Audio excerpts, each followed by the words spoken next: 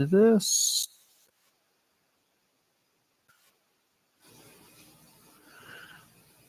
All right, JW, let's see if you're coming through.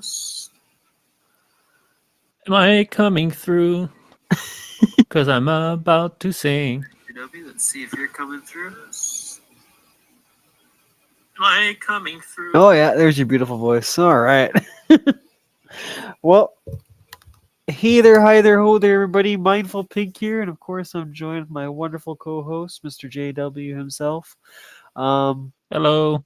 And yeah, I don't even know what the topic's gonna be because honestly, it's just been a shit week of gaming. So, like I was telling JW, Yeah, there's really no news. Like I'm currently looking through it, and it's mostly like fans or in forums. People are talking about this, or there's a theory about X or whatever. A theory, let's say, about GTA 6. It's none of this is news, right? It's just people inventing shit. I'm so sick of it. Like all it's been is the Switch 2, Grand Theft Auto 6, and Xbox is gonna die. And I was like, come on, let's just fucking have something else already. Like Jesus Christ. Xbox not going to die, or they'll just expand on many platforms. Is all. Their exclusivity will die. Yeah, like I'm really, really shocked that people are so surprised that they're like saying like, oh, Halo's moving over to the new Switch and PlayStation 5 and the in the future 6 and all that. It's like it was gonna happen. Like you didn't honestly think they're just gonna bring 4 games over and go, okay, there you go, PlayStation. That's all you get. Like That's all we can spare, peasants. You get Grounded. That's it. Like just dumb. And the Switch 2 thing is getting stupid already too. Like they're literally like going for anything they possibly can at this point. What do you mean? Well, it's like like oh, here's gonna be how the unit will run and what it's compared to, or oh, we got a new leak about the next Mario Kart and this is how it's gonna be. It's like who cares? Like it's literally gonna come out this year. It's probably gonna be the next couple of months. We'll have like a proper announcement and everything. Like just let it happen at this point. Like just let it happen. Like enough guessing, enough predictions. Just let it happen. I mean, it's just the Switch 1 Pro. Yeah, yeah. I mean, you remember that sort of weird leaks like years and years ago, where someone leaked like they were making a Switch Pro. Yep. And then Nintendo was like, "No, we're not. No." And then the source are like, "No, I never said that." And there was like this weird back and forth with this reputable, journalist and all that. Yeah. It was such a weird event. Well, now you have your answer. This is the Switch 2, the Switch Pro rebranded as Switch 2, right? Well, wasn't the Switch Pro, so to speak, the OLED model? That's all it was. Oh, it could have been. I don't know. I think it was. I'm as you can tell, I'm not that excited for it. I think it's not that much of a development, really. Like I said, for me, right? I'm just excited to see like what else it could do other than run games. Like I said, I hope it can have some kind of streaming feature to it. Or if they're not going to go that route, hopefully it has some good way of like capturing stuff and uploading it to YouTube or uploading it to Twitter, kind of like how PlayStation and Xbox are doing their brands.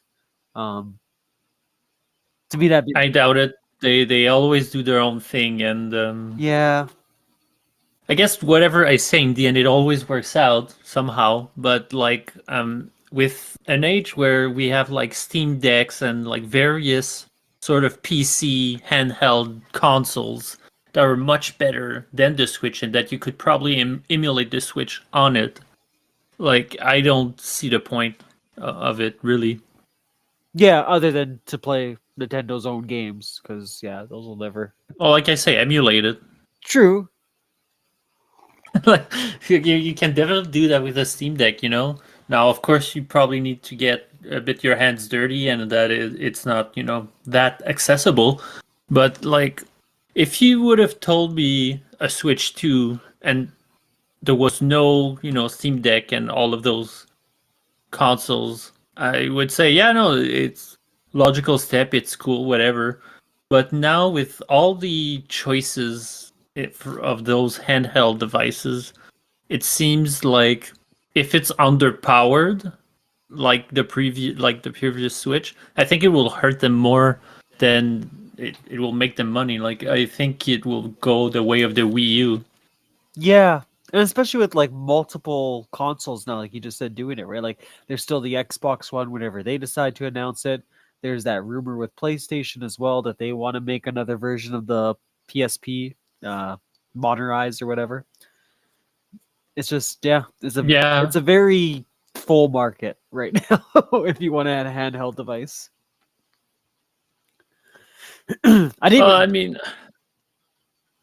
Go ahead, buddy. yeah, no, it's just I know everybody like love those games, but I personally find that they haven't hit the same. Some of them, Yeah, you know, like Mario Odyssey was great. That one, Mario is still like awesome, but like I think back, let's say at Mario Party, wasn't that great. You know, it was quite lacking, I would say. Like there's a bunch of those usual IPs that usually hit home, didn't really hit for me.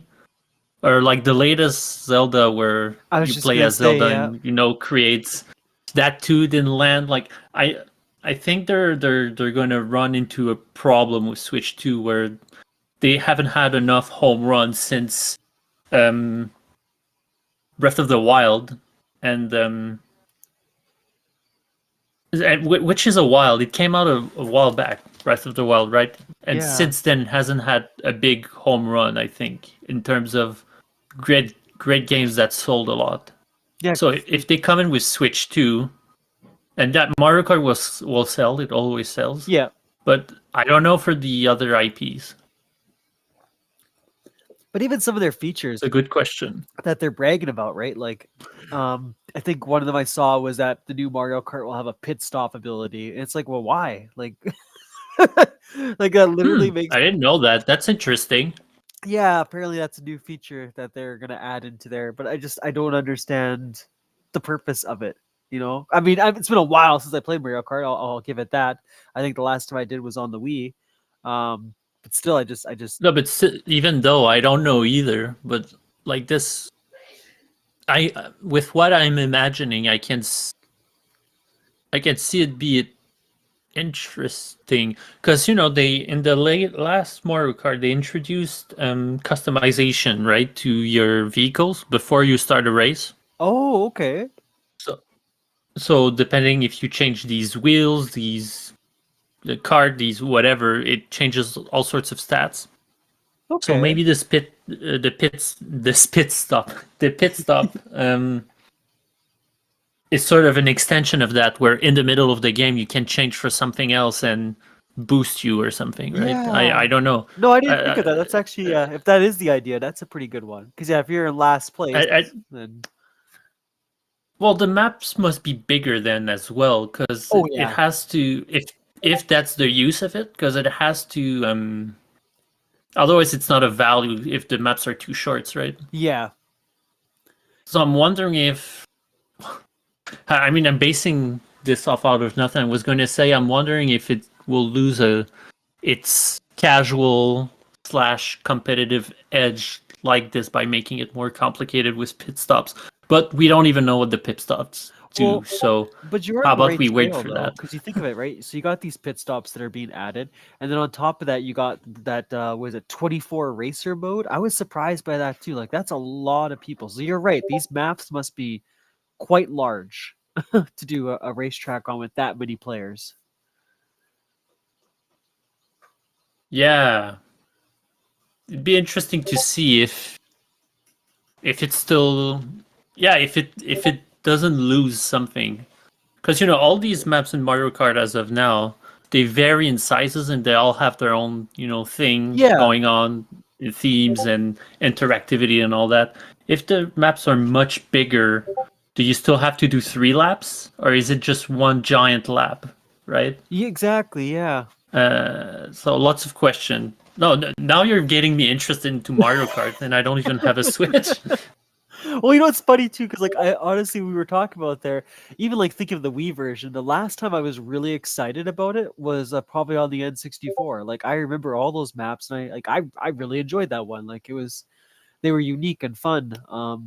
But yeah, when it comes to the Wii, like I remember having two characters on the cart, but I don't really remember much about the maps or playing that one. Wait, you have a Switch, but you don't have the latest Mario Kart? No, I don't. Well, you should, because it's it's fun. It's definitely fun.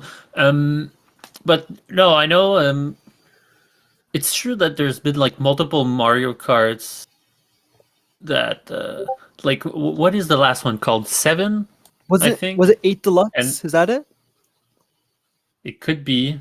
I think that was the Wii Uh, U port, right? Wasn't it originally on the Wii U or something? yeah, it was a Wii U port because nobody sold on Wii U, so they all rebranded it on Switch afterwards. Yeah.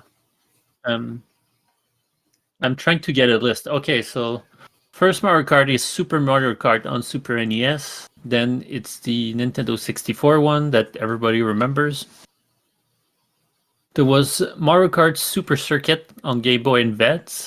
Oh yeah. Mario Kart Double Dash on GameCube. I remember playing that, but I don't remember a lot of people owning that one Okay, so maybe that was when I the was one I younger. played. Because Double Dash, yeah, I think that was the one I last played. Yeah, where it's 2 players Yeah. or 2 characters in your card. Yeah, that's Double Dash. Oh, okay. Then there's the Mario Kart DS, which I have no idea. And then there's Mario Kart Wii, where I spent so many hours on it.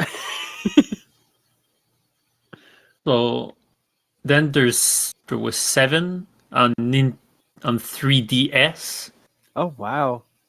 and then there was 8 on Wii U. Then Mario Kart 8 Deluxe on Switch. Apparently, there's Mario Kart Live Home Circuit, which is a mixed reality kart racing video game developed by Velan Studio and published by Nintendo for Switch. I have no idea what this is. I'm curious though. What was it about the Wii one that captured you there? Oh, I don't know. I didn't play the DS one. Double Dash was always thought it was a bit weird with the 2 characters. Yeah, no, it was Like, definitely really weird. I remember playing with a friend, and I always thought, it's fun with a friend, but it's weird to play. Like, I always thought it was weird to play. Absolutely. Yeah, by yourself it was terrible. And I only played Mario 64. So between Mario 64 and the Wii, it's a big upgrade. That's true. No, I just thought maybe they had some cool And- features. That's why you played a lot on the Wii. No, and Mario Kart 8, well, I played it, but I don't know, I don't have any. It's like Mario Kart Wii, but more.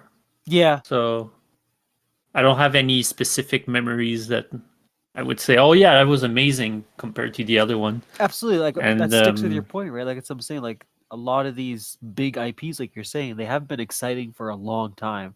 And it's very odd that they lost that magic with some of them. I mean, they haven't published. That's not true. They did. I was going to say Metroid one in forever, but I forgot that they released what was the last one called? Oh, Dredge, was it? Metroid Dredge? Yeah, Dread. Yeah. They released recently. Recently, not that long ago on Switch. Minus like one random But- guy on Twitter and Jamie. Those are the only people I ever heard really talk about that game though.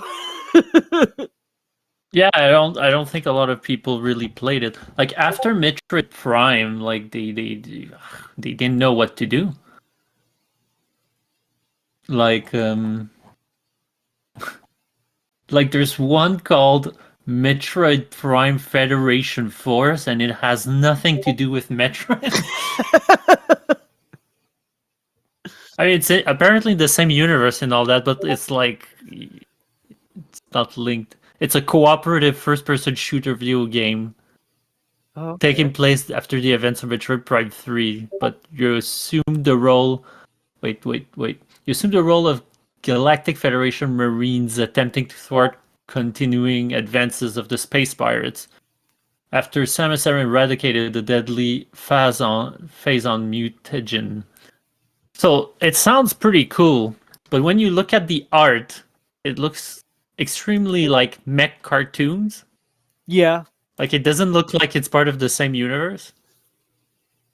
they have a I habit don't of know. doing Once that you too. edit the video, you can put it on the video to show what I mean. Absolutely. But yeah, they have a habit to do that. Like you were going to say, they did the same with Zelda, right? Yeah, right. I don't know. They get these goofy ideas, and it's just like that's not what anybody wants. Like we just want a continuation of the original story you were trying to tell.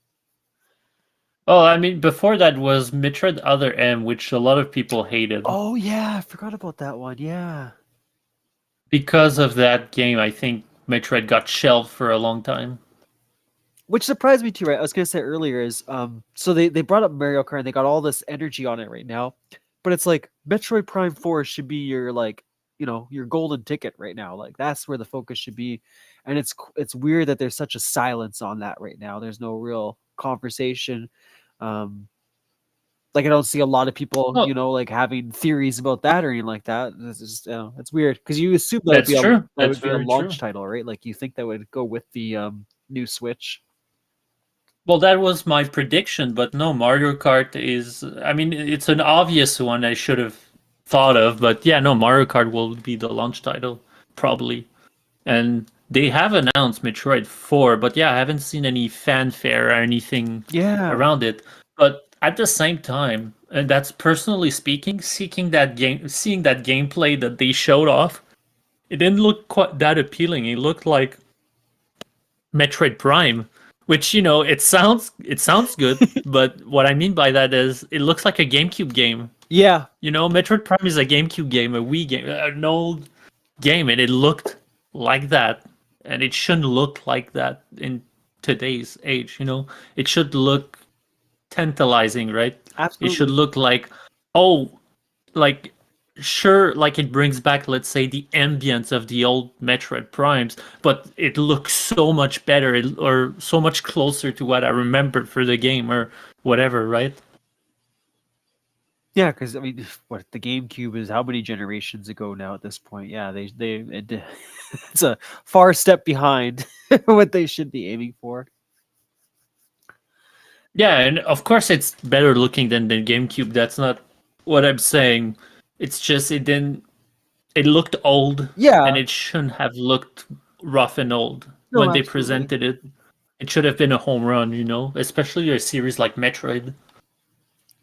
I'm just that's what I said. That's what I'm at that point right now with all this stuff for the Switch. Where I just want to see what it's like when it launches. I'm tired of like predicting. I'm tired of like wondering what the next phase of it's going to be and all this other crap. Or people going on and be like, "Oh, I got this many views for the Switch." It's like, of course, it got a lot of views. Like people are good to see what it all comes down to is launch day. What's launch day going to look like? What's the next year of the Switch's game plan going to look like? How are they going to execute, whatever their version of a direct is going to be, and informing gamers of what's coming out. It's kind of, Yep. that's kind of where I'm at with it already. And Oh, GTA, me too. I mean, me too. I'm sort of tired of these allegedly or rumor yeah, or whatever. It's almost as if there's like so little news that the fans are inventing their own news, it is. and it's Yeah, super annoying. yeah, 100%. or bots, or bots trying to get engagements. Yeah, exactly. That's exactly what I mean. And same with GTA 6. Like I said, just hearing, like, oh, these games won't come out because of it. It's like, just shut up. Like, it's gonna come out this year. Deal with it. Plan around it. Do what you got to do. If it happens to launch when your game launches, like that's fine. Like, I mean, there's people out there that are gonna literally probably beat GTA 6 in like a couple of weeks, or, maybe even less than that, and then they'll move on to the next game, and then there'll be the people that are the diehards that'll go on for it for months, right? Yeah, for sure. And it's funny listening to those podcasts, that we were talking about in the Discord today, because they're just like, yeah, but it won't affect Call of Duty. And it's like, shut up. Like, we know Call of Duty has its own squad, but right now, Call of Duty doesn't sound like it's doing too hot. So I wouldn't be, No, I wouldn't be staying actually, on that. I'm hearing a lot of people are boycotting Call of Duty right now, and I'm not sure why. I've heard various reasons. Yeah, me Like, too. I should have checked this before the stream, No, but it's like the same like Twitter shit that I'm always seeing too. Like I know I've seen some complaints about zombies. I've seen some complaints about the multiplayer matchmaking. It's kind of like all over the board.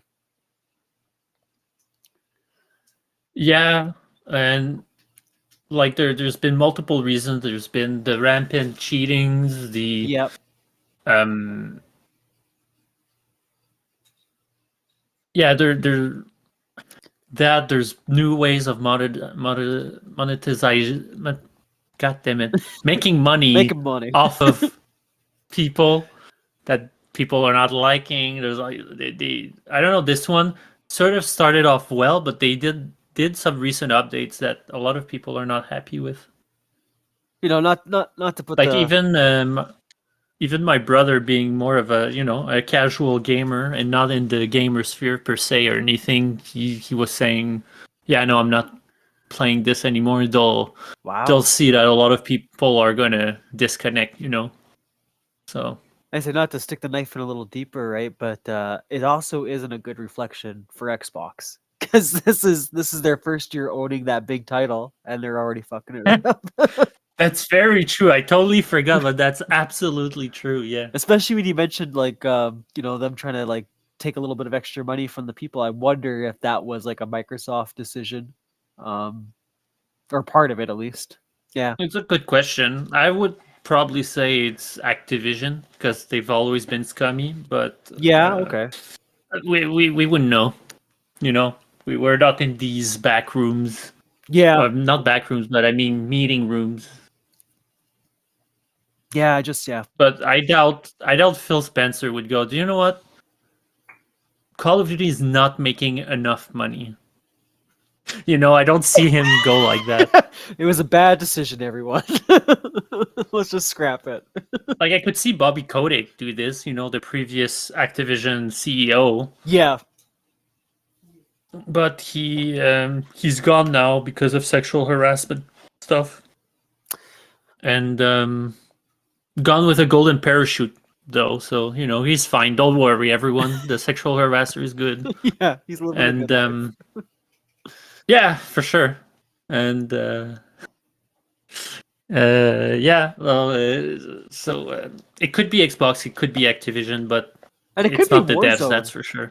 Too, when you think about it, right? I mean, Yes, Warzone. that's very possible. Warzone kind of like, I don't know. To me, it just didn't make sense why there was still Call of Duties coming out with multiplayer when it's like, well, you can literally play Warzone. Like, what's like to me? I was like, what's the hell's the difference? I get zombies. Like, zombies are cool, but it's like, why would you just why would I buy the newest Call of Duty to play multiplayer mode when I could just download a free to play version of it? Well, that's because they're different in what they offer. Is it okay? Yep. So the multiplayer that you buy is like more the classic stuff where you have a bunch of maps, you have like multiple game modes, zombies, deathmatch, whatever, the usual classic stuff. Okay. Flags, etc. And Warzone is more of it's one giant map. There's the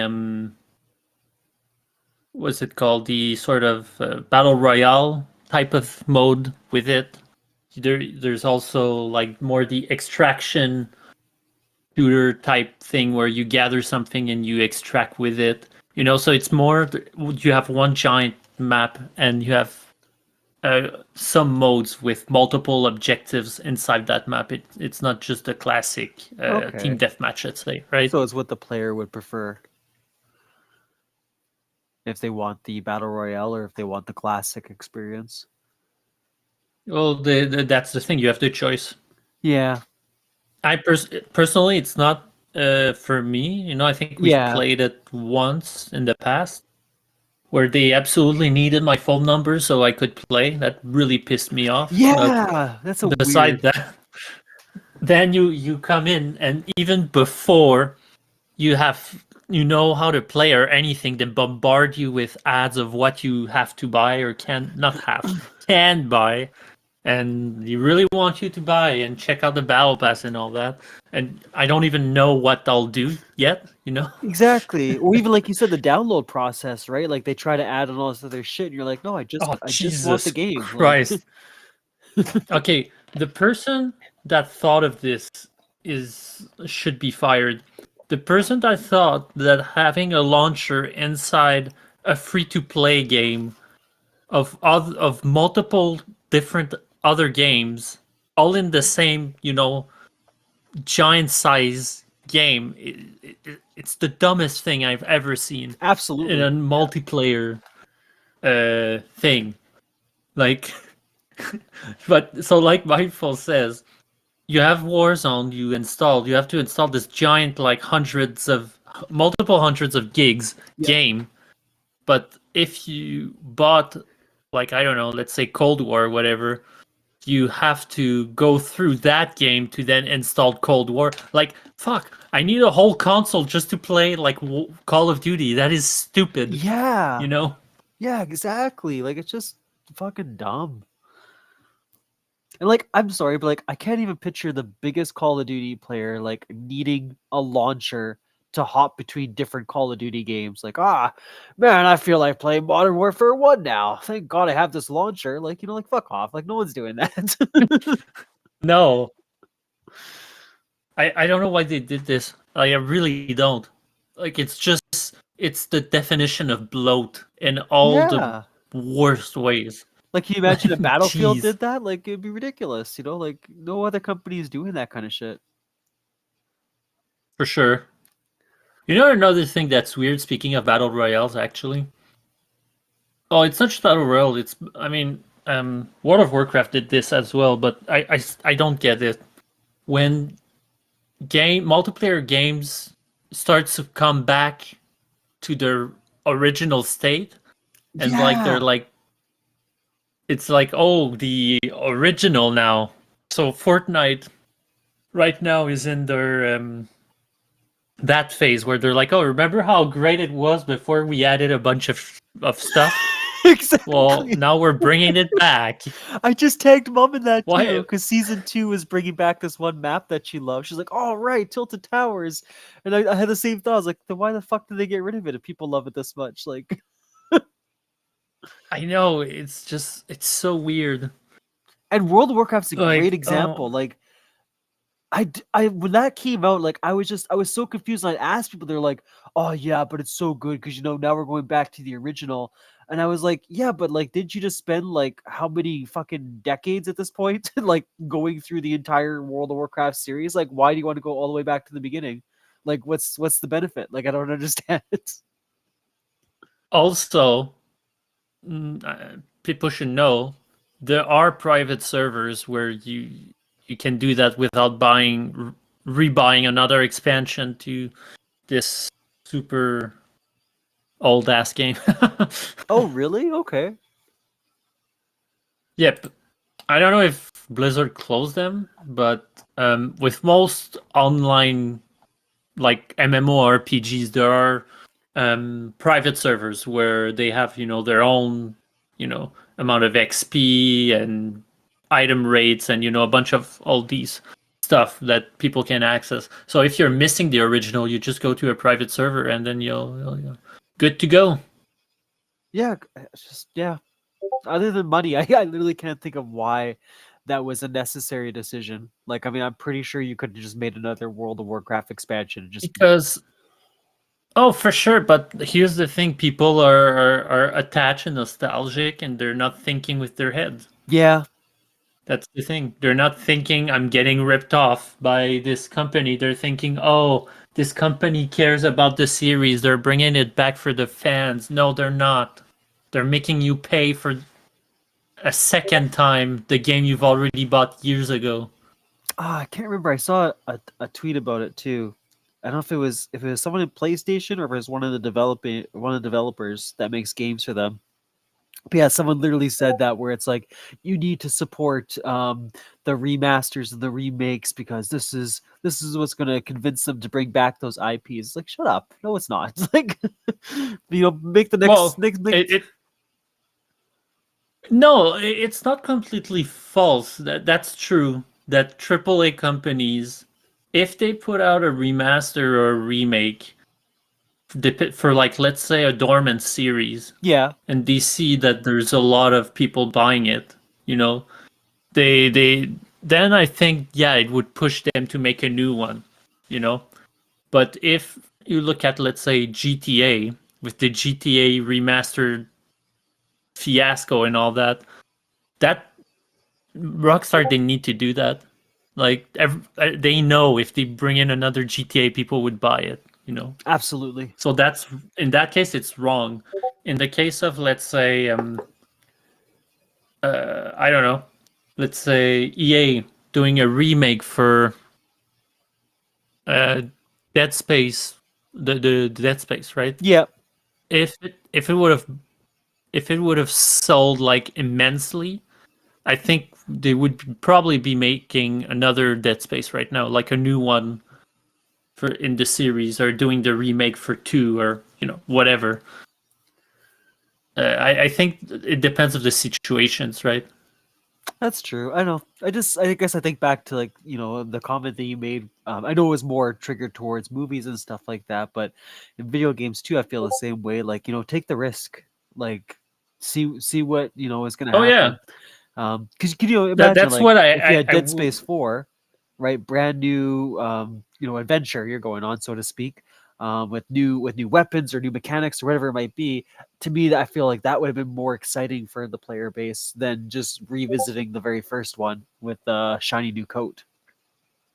No, I agree, but I'm saying it would probably help these investors and people that want to put their money into it to see. I look at the numbers of how many this remaster remake made. So if you make a new one, it will, you know, make Yeah, as much or more money, you know. So like I say, it depends of the case by case, but yeah, no, remakes and remasters are still, you know, it's still a bit annoying it because we've is. had so much of them these days. Like I said, I always understand it when it's like an older game and you're just trying to bring it back to life. Like, yeah, not everyone's gonna jump into, let's say, Super Nintendo and play like I don't know, Chrono Trigger or whatever. So like, I get if you want to like modernize that and make it a little more fancy, and better looking. Like, totally get it. Like, I'm thinking the Z Chicks of the world, right? Like, she's never gonna play Oblivion, so that's why I'm excited. There's Oblivion remaster because I know she'll actually want to try that because it's bougie. It's Remaster or remake? remaster, I believe this one is. Like they built it from the ground up. You'll have That's remake. okay. What is it again? Is it remaster when they When? build it from the ground up, or is No, remaster when they remaster add the is shiny coat? yeah. Shiny coat is remaster because Okay, it's remastering what's already existing, right? right, yeah. A remake, they're completely rebuilding it. Yeah, okay. My apologies. And yeah, so the remake of Oblivion.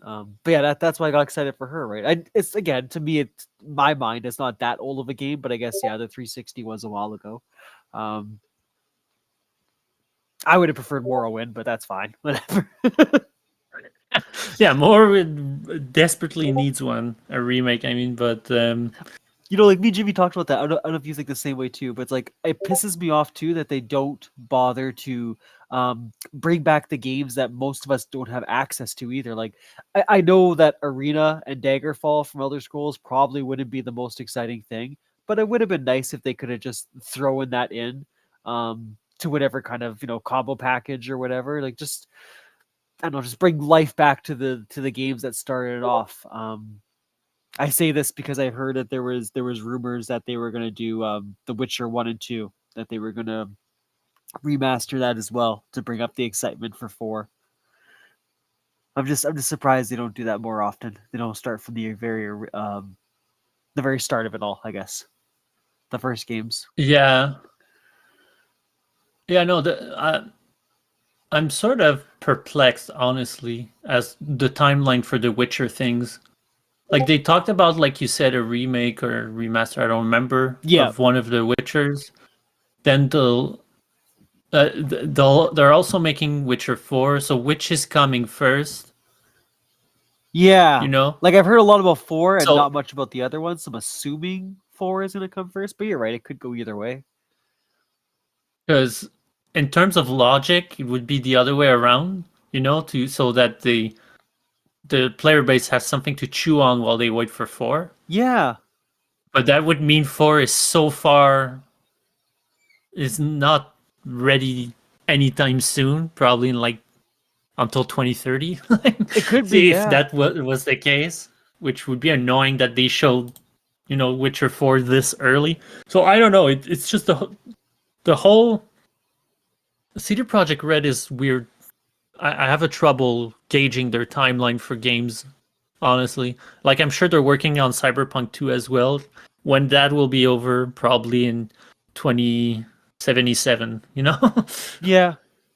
It's just like I was gonna say, when you brought that up, it's Gears of War. Gears of War is another great example of that same scenario, right? For so long, there was the Marcus Phoenix collection that was getting rumored and put out there, like, oh yeah, it's coming, baby. And then what happens? Fucking E-Day is the announcement. It was like, so what's happening with the original Gears of War? Are they getting that remaster, or like, are we gonna see anything, or it kind It's of a good question. I don't know. But went dead in the water. E-Day, I think, is closer than we think. I'm I thought so too, but I know I've heard a few like corporate guys, whatever you want to call them. They were saying that not to get excited yet, that it's probably still a good year or 2 years away. Yeah, no, I think Xbox will probably, Save that for not not shadow drop it, but I mean to I bet you they're going to like announce it like, oh yeah, it comes out like next month, or like in a close date from yeah. their announcement. They're going to do something like this, I think, because it will be a big thing for Xbox. But yeah, I think if it comes out, I think probably the end of this year, if not next year, mostly. And I think. sorry, I know we're going like all over the board here, but I forgot about this one. Yeah. I was so excited to talk to you about it because like I was like, man, I know JW is gonna feel the same way I do about this. He's gonna laugh with me along with this one. I didn't even watch it, okay, in all honesty, but Xbox had that direct recently, and I swear to God, Yeah, I saw it. I swear to God, JW, right away, the first fucking comment says, Xbox back, baby, Xbox is back, we're fucking lit, right? And I'm thinking, guys, we just had a fucking like whole presentation last year, like what was it, maybe like a couple months like into the previous year, and we had the same excitement, and all it is the same fucking things being advertised, going, oh yeah, they're almost here, like we're getting closer. Well, to be fair though, it was a pretty good direct. Like I was mostly excited for the stuff they presented there. Yeah, okay. Yeah, like Ninja Gaiden 4 made by a team up of Platinum Games and Ninja Theory. That's awesome, like we haven't had a new Ninja Gaiden in so long, and these sort of stylish action games are right up my alley. So this looked cool. Like, I'm not really into the story of it all or anything, but gameplay wise, it looked really cool. They showed off as well. I always forget the stupid name of this one, but I'm super excited for this game. It looks so cool, the universe, and that 33 game that you were talking about. Yeah, what is it called? Claire Obscure Expedition 33. Yeah, it does look good though. I put a trailer on our last video for that one. I was like, okay, I can see why he likes this so much. Oh well, the universe is looks so cool. The characters seem interesting as well with the little they showed. Like, they seem to all have like personalities and different views, and they don't agree necessarily with each other, and it looks super interesting, and it's super visually appealing as well, stylishly. Absolutely. Gameplay wise, it's funny because how they describe it is like they wanted to do turn-based but also slightly action, more action oriented. And I sort of like what they're presenting, where this means it's turn-based, but during attacks you can do some button pressing to do more attacks, or you can parry and or dodge any attack that the enemy will throw at you. You just have to time it right. And so there's a bunch of interactive stuff like that seems interesting. And Yeah, like it really did. Like yeah, I said, the characters, they seem like they're worth getting to know. Like I don't know, I like that trailer. It really caught my eye. I was like, I can see exactly why this game caught your interest. yeah, and like it's a new series Yeah, that looks exactly. cool and new and interesting. It's by first time developers Sandfall Interactive. Oh, It's this is their their first first game. game? Wow, Yep, that's impressive I for the know, first right? game. And so I really can't wait. And it's not that pricey. Like it's not full price. They're releasing it 64.99 Canadian dollars. That's not bad, really. That's actually not too bad. Well, no, it's not even full price. That's Yeah, really good and surprising. Like I was gonna say, I apparently thought it it's would be full price, to be honest. apparently it's like a 30-hour game as well. So it's not like it's 10 hours, and that's why they put it $60, right? Yeah. I'm surprised. I didn't think you So, liked Ninja Gaiden. I mean, I've never really tried them out. They I don't know. I guess I missed that part when they originally launched way back in the day. But yeah, I did notice what was it, Game Pass Shadow dropped like a whole bunch of them, and then like you said, number 4 is supposed to come out. but yeah, no, yeah, no, I like Ninja Gaiden, but I don't love it per se. Fair Like I enough. have, it's with Ninja Theory in general, their games, like they're very flashy, but I find they often lack impact.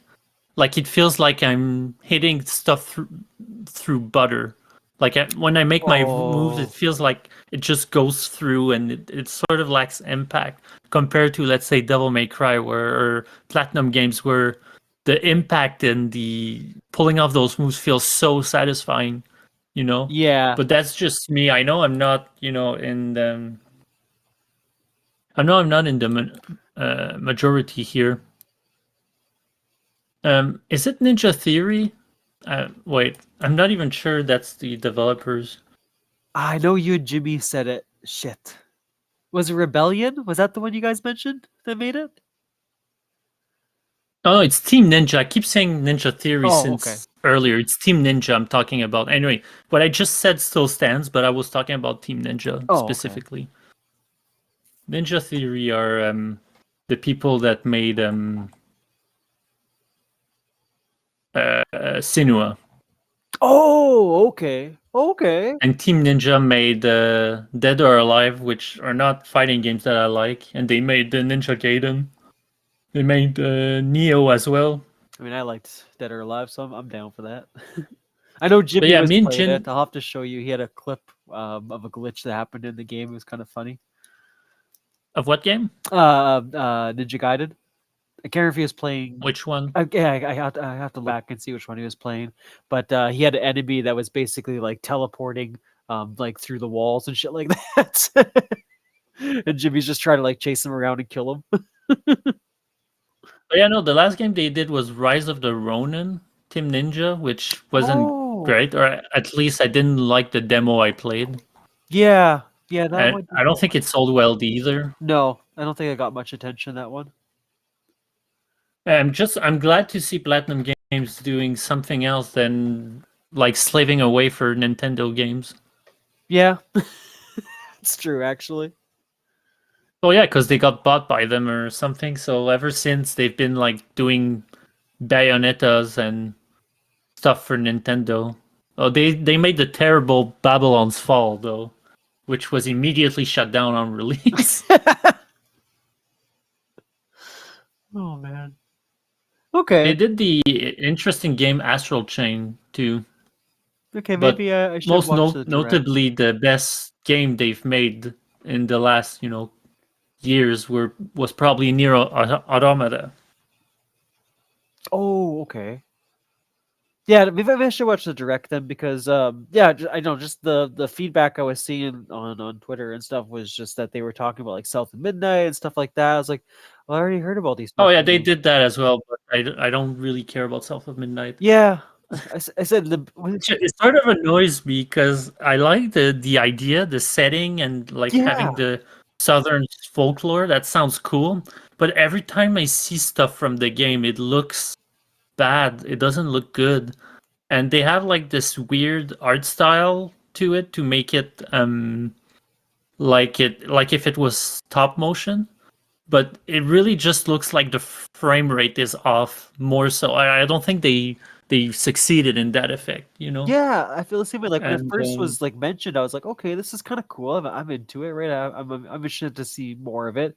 And it's like the more you yeah, that hear about it, cinematic trailer was cool. yeah, but like the more you hear about it and the direction they're going with it, I was like, okay, this doesn't sound like my cup of tea anymore. Yeah, no. But yeah, no, so for me it's like, yeah, okay, more jumping around. I don't really care. Yeah, And they announced of course the Doom, the Dark Ages, which I don't know.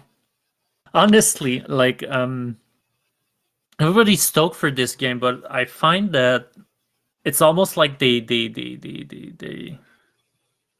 pulling back from the previous games. The what I mean by that is you sort of had Doom 2016, which is what on Mars and all that, right? yep, And so they brought back the sort of the boomer shooters and all that in this way, in this new way. Then there was Doom Eternal, which was quite different, very action fast paced, with lots of gadgets and tools to your disposal and puzzles, and like they went all out on that one, you know.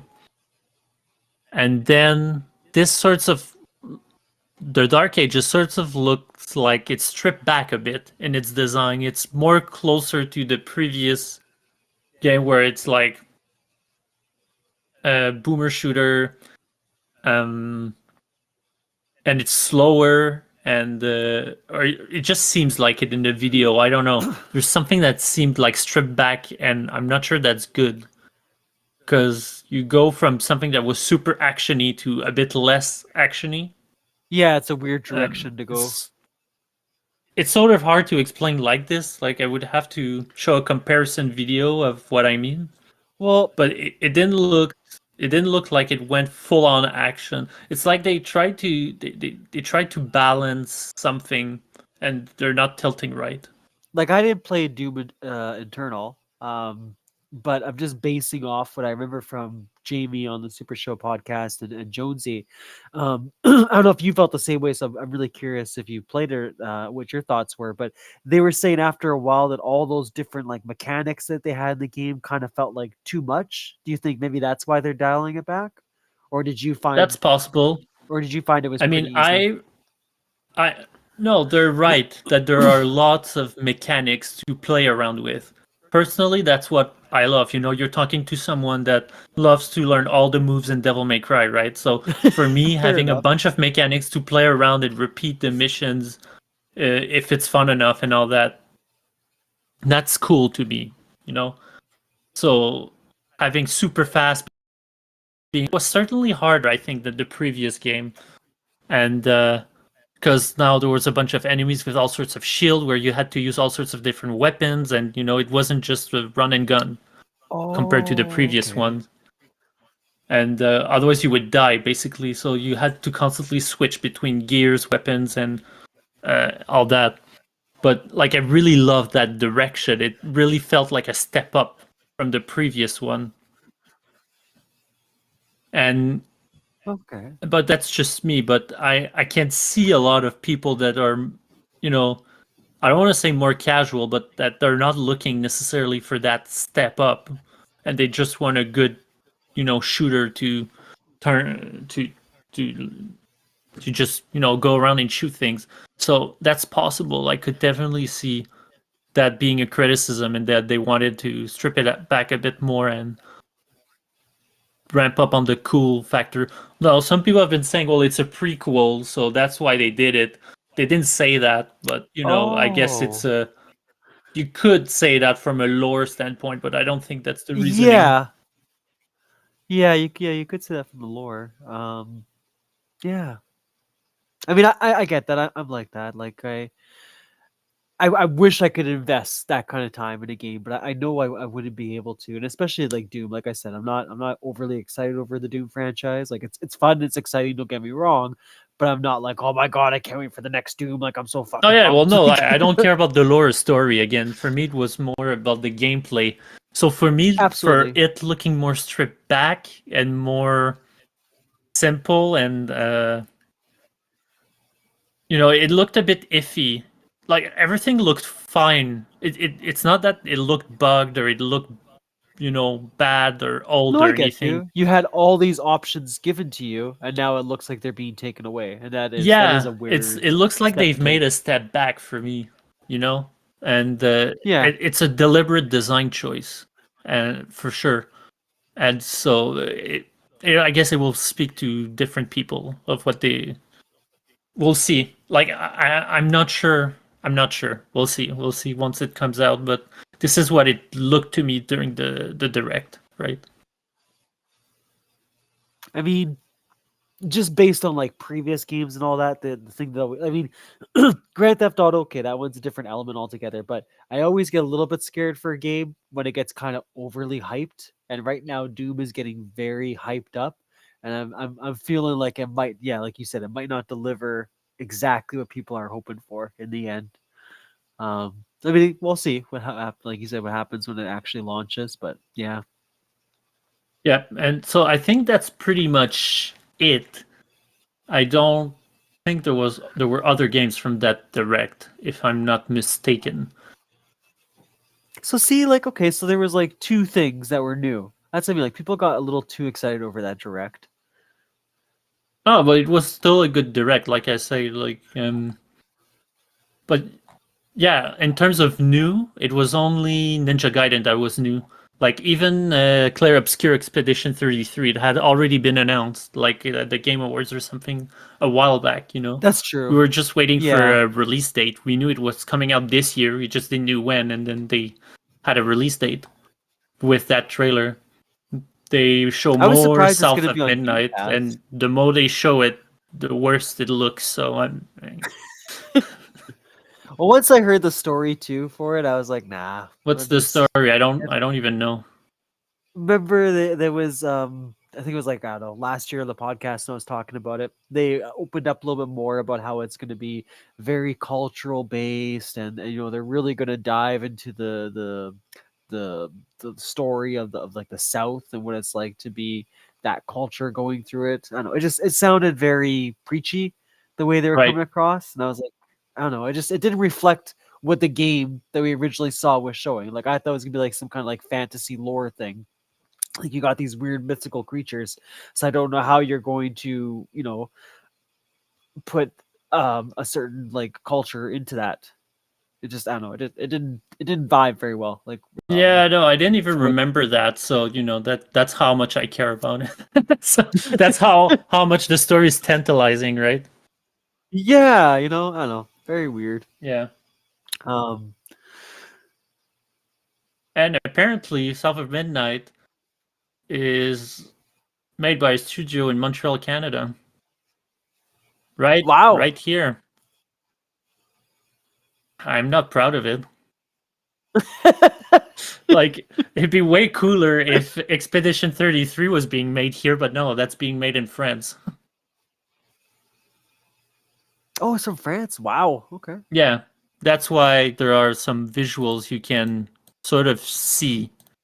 Uh, you can sort of see the French influence. Like I think there's a background where you see a sort of Eiffel Tower being distorted in some way, and sort Oh, of visuals okay. like that where you can go, oh, yeah, okay, that's from that they're in France or something, right? But the concept of Clair Obscur Expedition 33 is so cool. It's like it's this in this world where this being sorts of comes in and puts a number up, and anybody that is that age, that number, die. Like they just die. Yeah. And so they keep the more that it goes on, the lower the numbers go down. So meaning the younger the people die. So they keep sending in expeditions to try and know what's going on and stop that from happening because they're about to go extinct. This is so Yeah. weird and interesting to me, you know? It is, though. It's like a really like original kind of idea. Yeah. So yeah, it's exciting to see what they're going to do with it gameplay wise. So now I'm like at an impasse where I don't know if I'm buying it on PC or PlayStation. And that too, I am absolutely just tired of, of hearing like, here's all the games coming out for Xbox. Look, PlayStation only has 4 this year. It's like, just shut up, just shut up. It doesn't matter. Like, No, you don't even know if the game's good. yeah, like, and even like, I know a few people like on the podcast I listened to, right? They were saying that their hope is actually that Xbox doesn't release everything all at once because it'll be just too much of these games. It's like, yeah, but like, I mean, you want Fable to be delayed, but like why? Like, I mean, if Fable's good, it'll do well. And Fable's never really been a long game anyway. It's not like, I mean, what was it? Fable 3, I think, was only maybe 30 hours, maybe a little more than that. It was a very quick, fast game. So I doubt this newer version is going to be that much longer. Well, I mean, if the new Fable is just cutscenes, it will be pretty short. Yeah, but like you think about all the games that are launching out, right? You got Doom, you got South of Midnight, right? There's Fable. Like, there's nothing really like chunky in that pile there, and Xbox hasn't really released anything for quite a while. So I mean, if they were to like just shitstorm it out, whatever you want to say it, I don't think that's really a bad thing in this case. I mean, they need to start getting the pedals going to catch Well, up yeah, to there's a whole PlayStation. console generation that passed, you know? Yeah, that's what I mean. Like, to say like, "Oh, I hope it gets delayed." I'm like, that's such a stupid decision. Like, they better not add any more delays. That's just gonna hurt them more than anything at this point. Sure. I mean, unless it's very important, you know, like correcting problems with it and Yeah, making it better. But absolutely. just because you're scared that it's going to, I don't know, step over another Yeah, game, that's just, you know, that's it's dumb. the business, it's the market. Yeah, like I You know, said, this and the has same thing. constantly happened with Horizon and it's still selling great, you know? Yeah, yeah, exactly, Like Horizon Zero exactly. Dawn came out like in the same week as Zelda Breath of the Wild, and it's still to this day sold enormously from PlayStation.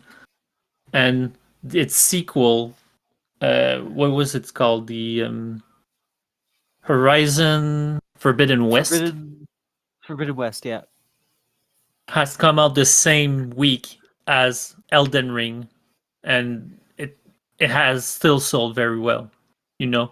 exactly. So if the game's good, people are gonna buy it, like you say. Yeah. And like I said, the PlayStation thing, right? Like, it's so stupid when they say that kind of shit, because then like you also hear the rumors that there's gonna be that God of the God of War collection that'll come out eventually. I We wouldn't be have that surprised. possibility. Yeah, we have that possibility of God of War, with the Egyptian path now that they want to take. Like, there is games that are being talked about and rumored about. So I think PlayStation still has quite a bit up their sleeve that Oh they're yeah, I not letting mean, out. I think most canceling live excited. service was a smart decision. Like, they're focusing back onto the route that we want them to be on, like the single player, story driven route.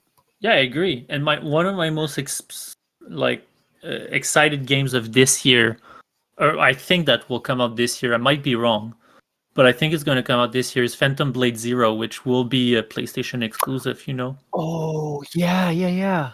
Yeah, that would look good too. I Yeah. put up I think a trailer of that one. So you And like you know, said before, right? Like, eventually Stellar Blade will start to get its rumors sparking up. I'm sure number 2 is definitely being greenlit oh for with the sure, success of the it's first just a one. question of how many years, really. Yeah. But But yeah, no. So Clear Obscure Expedition 33 and Phantom Blade Zero are my two most excited game this year. Oh, there's that, and there's actually as well Atom Fall that is coming out this March, I think. Oh yeah, Adam Fall. That's right. Yeah, you were really pumped for that one too. That one looked really cool. I liked it. I get the Bioshock reference everyone's using, but I think it could do good on its Well, I own. would say it's I think closer to Metro and Stalker than Bioshock, honestly. I still It's have to play those. I haven't. well, it's like Metro, but in the English country instead of like the Russian metros. Yeah, that one looked cool too. I like that one. That one for sure. I'm buying it on PC though, because it's an FPS, and I'm not even sure it's coming to PlayStation. Might be wrong. I'd be surprised if it wasn't. Yeah. This one is made by Rebellion Developments, where they are the people that made Sniper Elite. Oh, okay. Yeah, no, Yeah, that's right. Yeah. I'm You wrong. were It saying is that last coming time. to PlayStation, but not only PlayStation 5, but also PlayStation 4. Okay, I don't understand why people hate that so much. Like, I don't know. I like it. I mean, maybe because I'm just a PlayStation 4 owner, but Well, I mean, if it's made for it, sure. yeah, why What not? people hate is that it feels like what people hated last time is that it feel like half of the PlayStation 5's generation has been to try and keep like PlayStation 4 stuff alive, meaning like it felt like it was holding back because of a previous generation, you know? That could be, yeah. Because I mean, we've had that talk before, right? There's not. I mean, there's a handful you can name now on your hands, right? But really, there's nothing terribly exciting about the PS5 generation. Like, I mean, minus like the big ones that have stuck out, like Stellar Blade and Helldivers 2 and like different things like that. But yeah, I get it. Like, there isn't.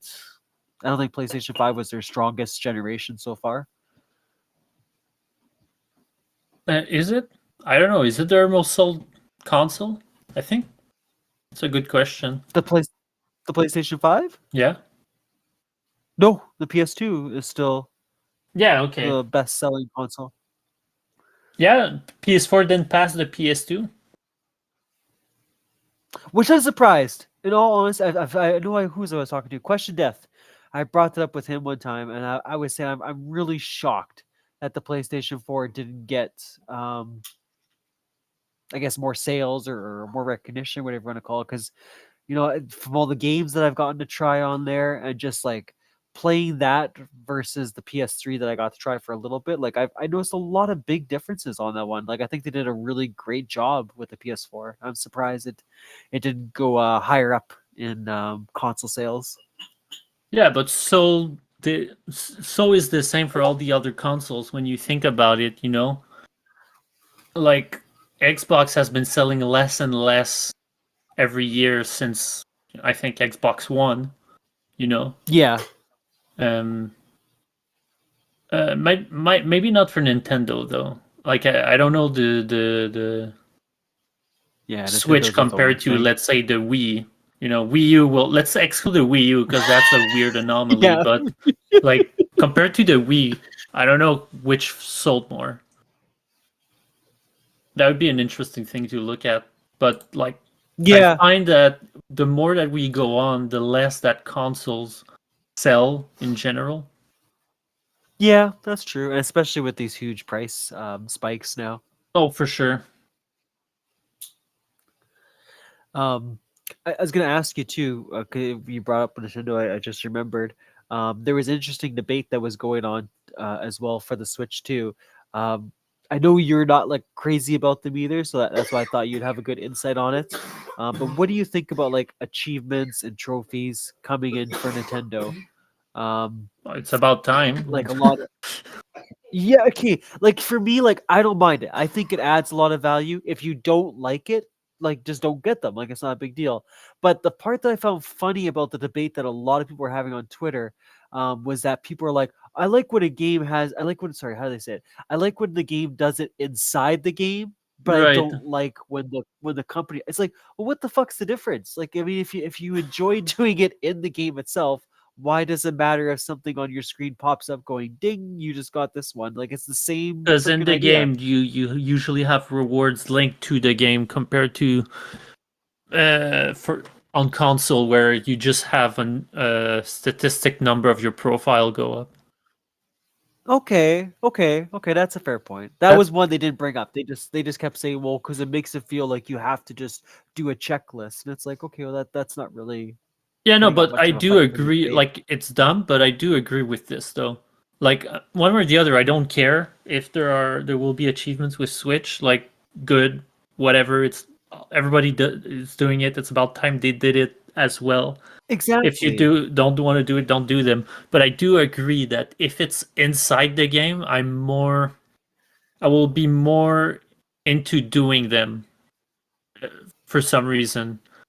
I don't know. Okay. It's probably just a question of UI design or something. You know, it's probably just a question of a design question more so than something that makes sense. You know.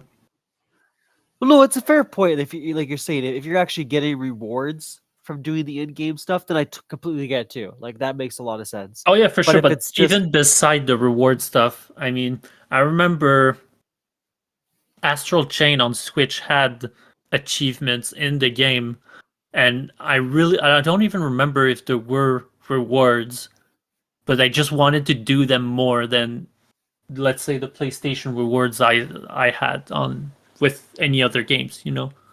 So that's interesting. I don't know. I just, like I said, I just think it's a design question. I wouldn't be able to tell you exactly why it does that.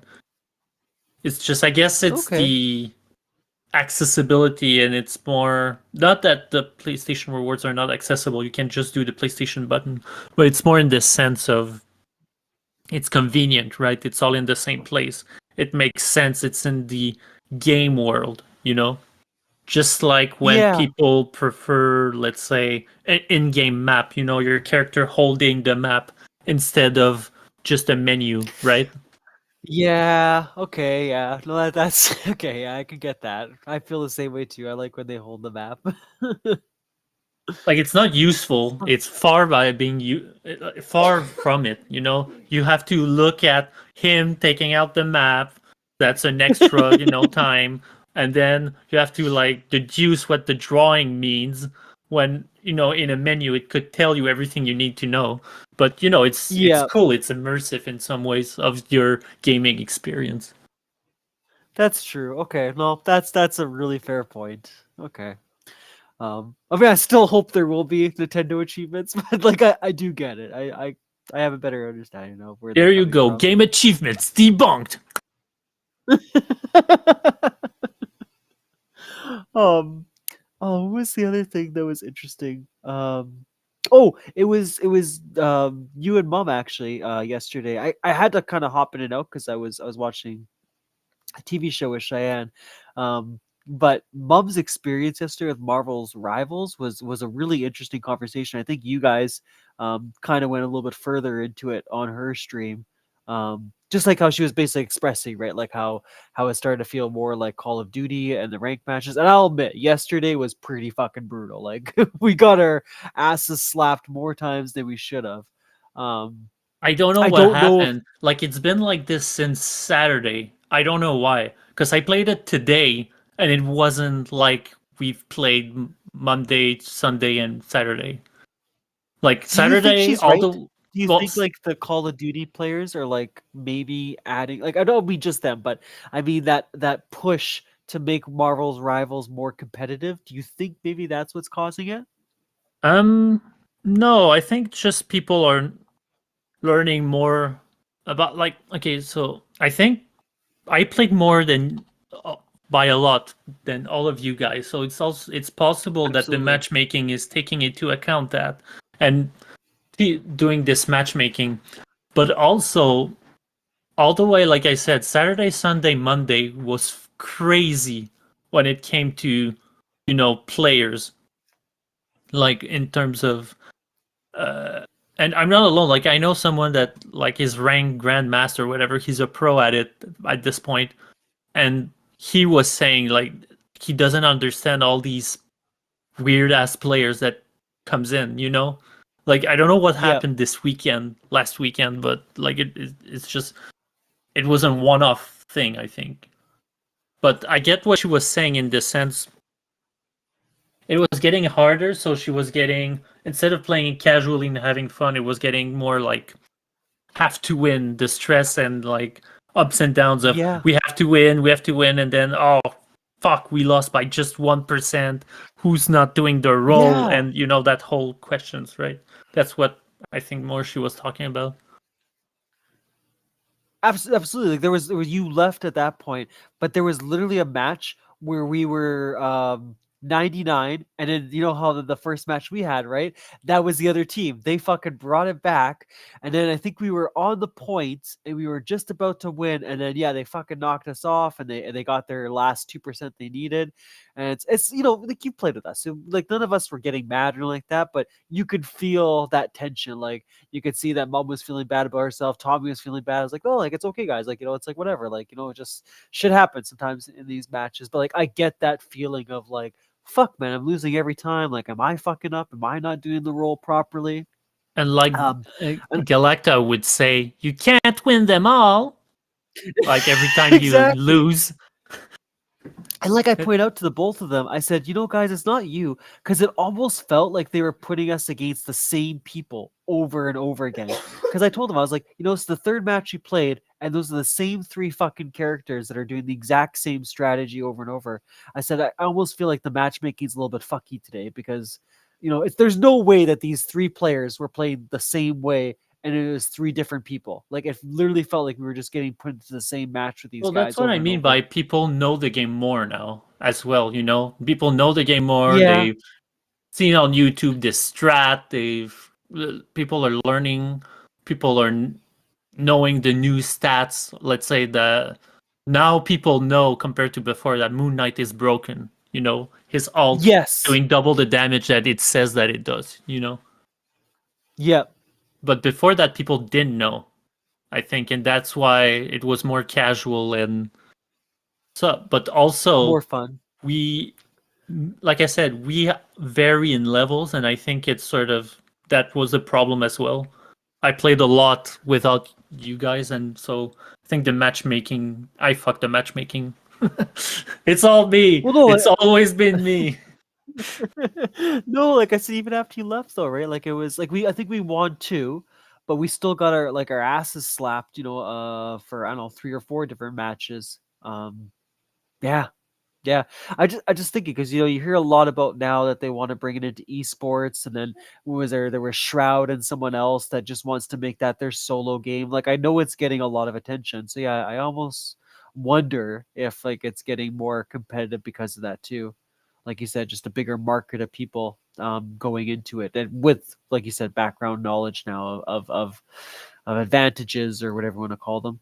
Yeah, I mean, Because even I even mom, I was trying to help her out. I was like, oh, there's team up abilities, and like, I get from her point of view, right? Like, it's a lot to throw at you. It's like, oh yeah, if you're with this person, then they get this ability, and like, yeah, I get it could be very overwhelming. I mean, um, I don't. I think it's just normal that they would go into esport. I think it's even a good thing for this game because it is a very good game to do that. Yeah, I mean, they have to fix broken characters first, but I think it's a absolutely. very good game for it. Um, but yeah, well, like I said, we get matched up like immediately, like inside 1 second. I'm not even sure there is matchmaking, to be honest. No, it's so fast, right? It's ridiculous.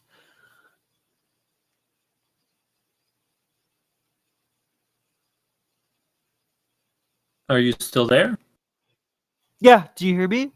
Oh, I heard it's so fast and then nothing.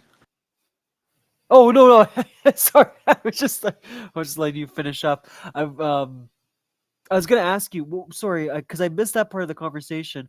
What was your comparison with that and Rainbow Six Siege? I know you Oh, guys were talking about that, but well, I wasn't able to like listen to all of it. she was saying that she was beginning, like, even for even if it was casual matches, she was getting, she could feel go back into that sort of thing where in Call of Duty she was super competitive, and you know Yeah, and that whole sphere, that whole space, of being competitive and wanting to win, and this whole cycle.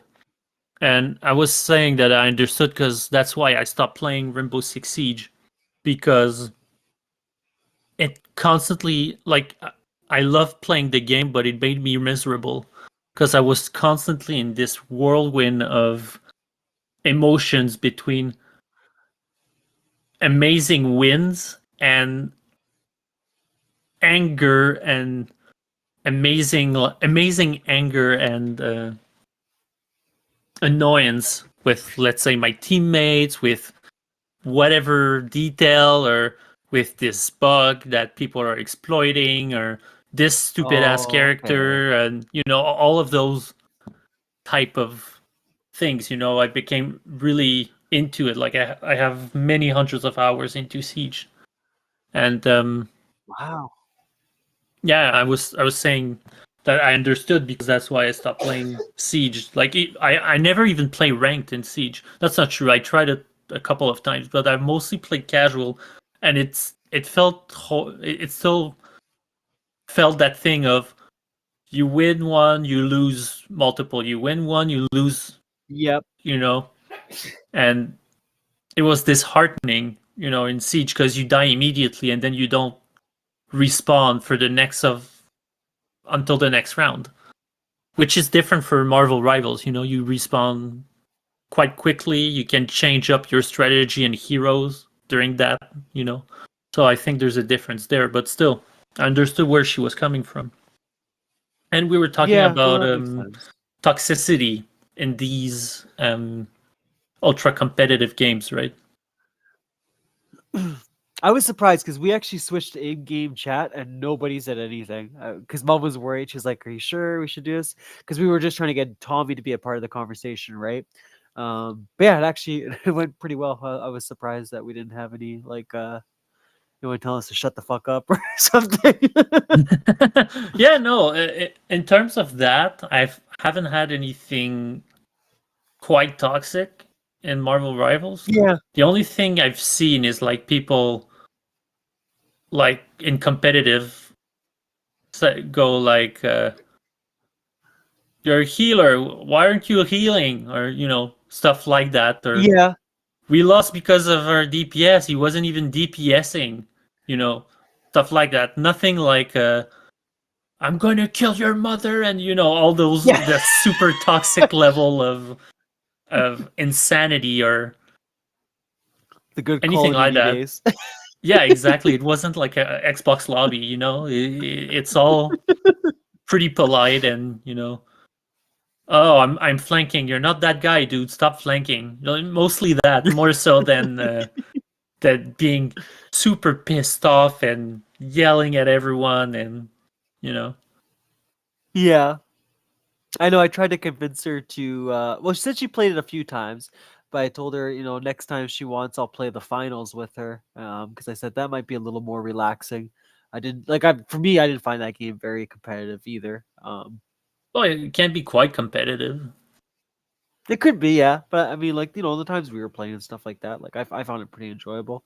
Sure, So I said if she needs a break from it, we can always try out that one together, or her sure, World yeah. of Tanks that she wanted to try. That was maybe my fault as well. I kept telling orders. I kept ordering the team. No, no. Don't get off. Stay on the car. No way. I thought that was fun. I like that. Like I said, that's the difference, right? Like when I was playing it alone there on Sunday, it was just so aggravating. And like I said, to the point even Cheyenne was like, "Man, like just calm down a little bit. Like you're getting so worked up over this game." And it's just like, well, no one's fucking understanding, like to group up, no one's understanding this, right? But when you're playing with your buddies, yeah, just I don't know, it was so much better. Just I didn't mind like if anyone was telling me to do stuff, like it felt more, I don't know, just more fun. Like is the best way I can say it. wasn't as In aggravating. casual, I don't mind it per se. I mean, I get slightly annoyed, but like it's I'm fine with it really. Yeah, But it's more when you're in competitive, and you're like, let's say bronze 1 or silver, and then you see healers not healing. yeah, That fucking sets me off because I'm like, you've had like 3 or 4 ranks to figure out how the game plays, and you still don't know how it plays. Like, go back to get off the ranking. You know, what are you doing? yeah, Like I told you, the thing where we had 2 healers, the Nova Girl and Jeff the Shark.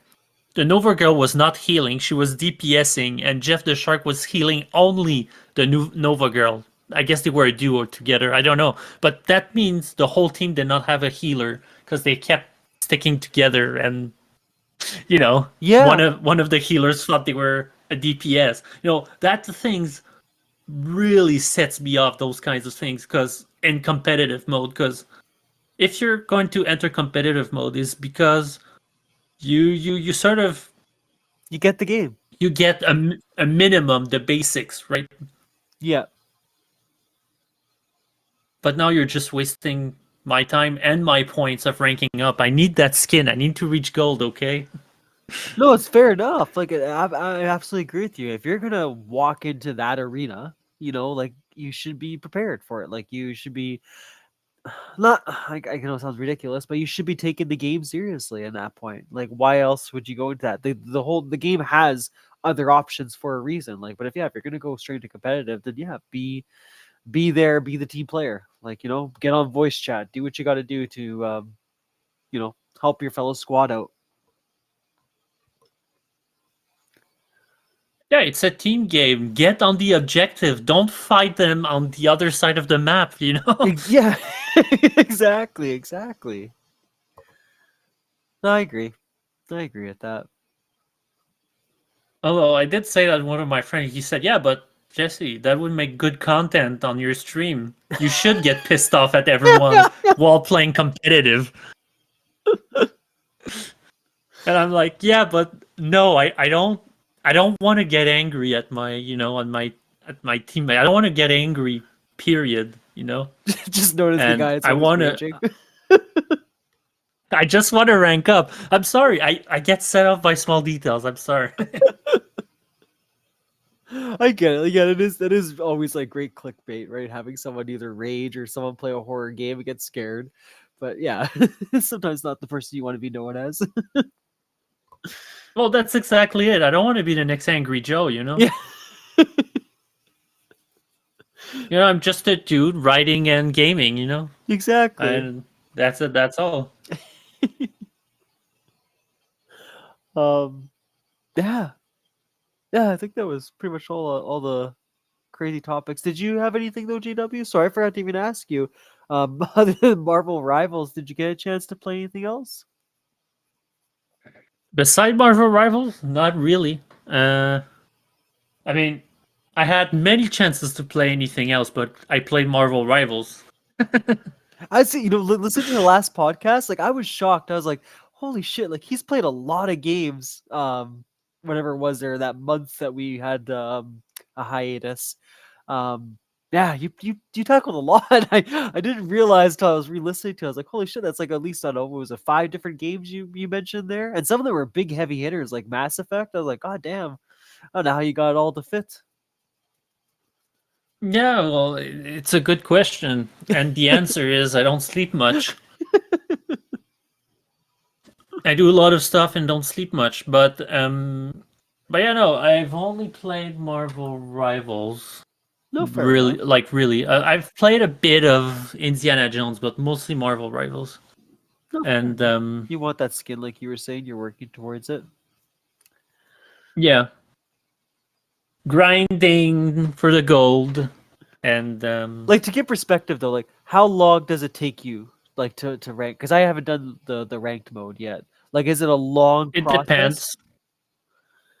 No, not that much. I'm already silver 1. Okay. It depends if you lose a lot or not.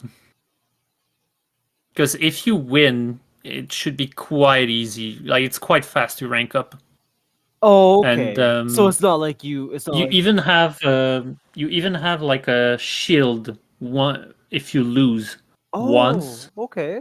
It sort of mitigates the points you would have lost on that game.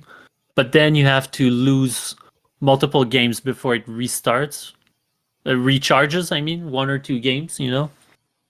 Okay, that's not So, bad. no, I think it's quite. They're being quite fair with the upgrading and all that. It's just annoying as fuck when you keep going back and forth between ranks. And it's not your fault, you know? Yeah. Like I said, it's your team or whatever. Like, I kept going between bronze 2 and 1 because I would get good games, and there were other games like this weekend really fucked me up real good, you know, because of these weird ass players just doing whatever they wanted and against crazy ass players that almost seemed like they were getting boosted or something, you know. Yeah, yeah. And so this I had a lot of back and forth between bronze 1 and 2 because of that. But this lunch I got to silver 1, Oh, and nice. so yeah, no, progressing through that is pretty good. Who was we were fighting And yesterday when you left? It was Wolverine. Holy fuck, he was so annoying like that match. Like he literally kept attacking us from behind. And I think it was like me and Tommy were both like attacking him, right? And his health bar would drop, go up, drop, go up. I was like, what the fuck, man? Like I get being a good healer, but this is ridiculous. Like I can't even damage the guy. well, here's the thing with Wolverine. Yeah, it was probably a healer that was healing him. But even if his whole health drops down, he gets like an armor boost, you know? Oh, I knew it. I saw Yeah. that. So you basically have to kill both his health bars. Wow, cheap bastard. Oh, there's that, but also when he does his ult, I think there is armor as well that he can grab on. But yeah, no, he's super strong now. And I was playing a bit with him in casual lately, and he's super good. Like, Yeah. well, they're all pretty good, you know. I wouldn't say there's one in particular that sucks, you know, except maybe Black Widow is a bit weaker than all the others, but in Yeah. general, they're all pretty solid for what they're supposed to be, you know? Yeah, that one thing I always keep tagging you in I think it's like the actual Twitter page for Marvel Rivals. She was labeled as like the least played character, Black Widow. Yeah, I can see that for sure.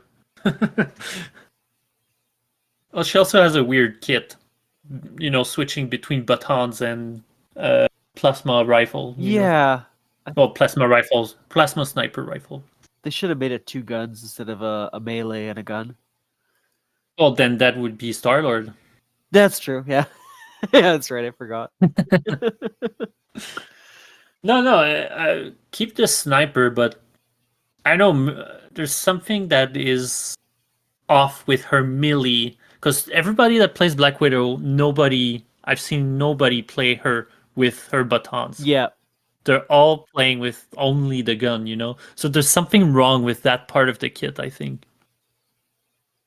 I agree. Yeah. But yeah, no, I have like I have a variation of really good main characters where in terms of healers, Invisible Woman is my best one. And so I find her extremely good, especially with the convoy game modes where you have to escort or stop a convoy. Okay. Because she has many skills where she can just throw damage people and throw them away, you know, push them away. Yeah. So that's super useful with her heals. In terms of DPSs, I think Storm is my best one. I've become a god with her. She is really good And though. oh yeah, she's super strong. She hurts and she buffs her whole team. So super good DPS, you know. And in terms of tanks, I'm really good with Magneto as well. Like he can take so much damage. It's insane. I think some of his maybe his ult should be reworked because it doesn't do much, Yeah. But otherwise, like it's pretty good. His skill of pushing people away and his basic it's pretty good. And I want to try out Mantis. so those are like my after main ones. You suggested it last time. Oh yeah, Mantis is great because she can boost the damage of someone and heal them. Yeah, that's pretty cool. Yeah, I And want her to basic attack is really good as well. Has long range and everything. And cool, like especially if you aim for the head, like it does so much damage. Especially if you boost yourself as well. Yeah, we have to run with her. Like I've seen someone play Mantis as an assassin before. Like that's how good she is. Yeah, I'll have to try her out then. Yeah, that one, and I still want to try out Wanda. As much as as I hate fighting against her, I just want to like feel that power that she has with her ultimate. She's the easiest character in the whole game. It's super easy. Yeah, I can't see her being very complex. All you have to do is fly around, do your basic, and do your ult. That's it. Yeah, literally.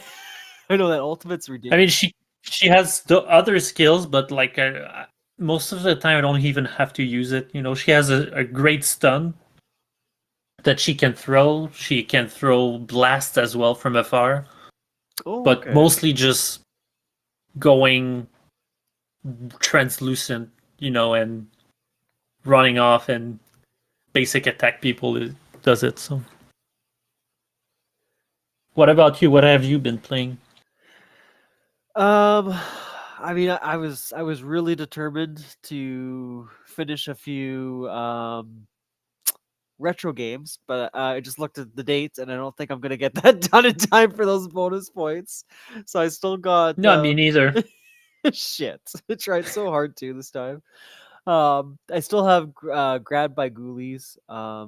That's what I'm slowly wrapping up. Which I will say, Rare Replay really got me hooked onto achievements again. Like I've been kind of getting that junkie phase for them because like it's so easy to get them in that game, and like every single game in Rare Replay is like a rare achievement. So you just feel like you're fucking dominating when really it's like something as easy as like kill 250 enemies. It's nothing huge, but you feel more successful, I guess, because it's a rare achievement. So yeah, in all honesty, I think I won't get it done in a year, but I definitely think I'll probably try to get the 4,000 out of 4,000 points for Rare Replay because I'm really enjoying the games that are on there, and I that's to my conversation with achievements. I find that's what's kind of motivating me to play some of those older games and actually stick with them just to wrap up that that achievement score for it. And then I played on the Switch the Pokemon trading card game. I was just playing that one basically to get the bonus points. It's all right. It's all right. It's nothing great. It's definitely a Game Boy game. there's a lot of things that wow. There's just a lot sounds like big words. Oh, I know, right? But there's just like a lot of things that they could have done, like quality of life. Like if you're losing a match, you have to basically play the match. You can't just quit, which is so stupid. It was another like minor thing that they had in there. The coin flips are really dumb. So, for example, because you have the rewind ability, so you could cheat. I'm not gonna lie, I've been doing it. If you flip the coin and it's heads, every single ability that requires you to flip a coin will always have heads. So just to wait next turn for when it's tails, and then if that's the one you want, right? Then all of your abilities are gonna come through, right? Like just a lot of like shit that they did in that game they could have definitely fixed and made better. But yeah, right. It's just been those two, and then a lot of golf with friends with Cheyenne because that's all we ever play. So no golf with friends? No, I said that's how I would play with Cheyenne when she wants to play games. Yeah. That's pretty much it. And then Marvel Rivals. Yeah, no, not much gaming other than these games. Yeah, yeah. Like I said, I've just been trying to get those points in. That's all. I've been playing actually more Tekken 6, actually. That's another one. Ooh. Here and there, just casually having fun. Was there a reason like that it sparked your interest again, or? Not really. Sometimes I just I just ask my wife to like review, stuff, whether it's a video I've edited or something I've written. And while she does that, I either pace around or I wait while doing something else. So I played this, and ever since I sometimes just do it here and there for like a couple of fights, or if I know it's gonna be supper soon, I don't really have time to start anything. I'll do a couple of games or something. So I've been just casually playing it here and there for the fun of it. I get that. That was like me with Killer Instinct on Rare Replay, which is so stupid. I finally figured out how to beat that fucking boss, and I don't know, just really fucking dumb. They have to punch him in the ear to kill him. Like, thank God that random YouTuber gave me that advice. Well, geez, how are you supposed to know? Like, I know, right? It was literally like the schoolyard scenario where it's like, here, I got you, man. Here's the cheat code for it. it looked like a bug, like it really did. I know, it's so stupid. um, so what about your streaming and your writing streams? What do people have to look forward to, my man? More of that. Are you No, are you still sticking actually, with your schedule, or? oh, my schedule is when I announce it. That's basically my schedule now. Okay. And for example, like I usually do it every Monday. And last Monday I didn't, but like when I know in advance, I usually will know in advance. So I post it on Discord and X and Blue Sky that I'll be streaming on this day, this time, whatever. And so what is to come? Well, more, writing stuff. So whether it's looking at a concept or looking at a movie, like we did for the Spider-Man movie of 2002, made by Sam Raimi, where we looked at the perfect origin story with a question mark. Is it the perfect origin story? I certainly thought it was deeper than a lot of those superhero movies. And on the surface, it doesn't look that deep, but when you sort of look into it, it was super interesting. Yeah. Or so I thought. So I made a video of that, of course. And so I'll probably do more of that because I really like doing that, looking at the scenes with everyone and talking about it. And I'm sorry. I don't. I had it initially planned to do it with Iron Man, but Oh. I rewatched it recently and it's not that deep, so I'm not going to do it. I have nothing to really add. So No, but that's an interesting movie to pick, right? Because that was the one that brought Robert Downey Jr. back to the acting career.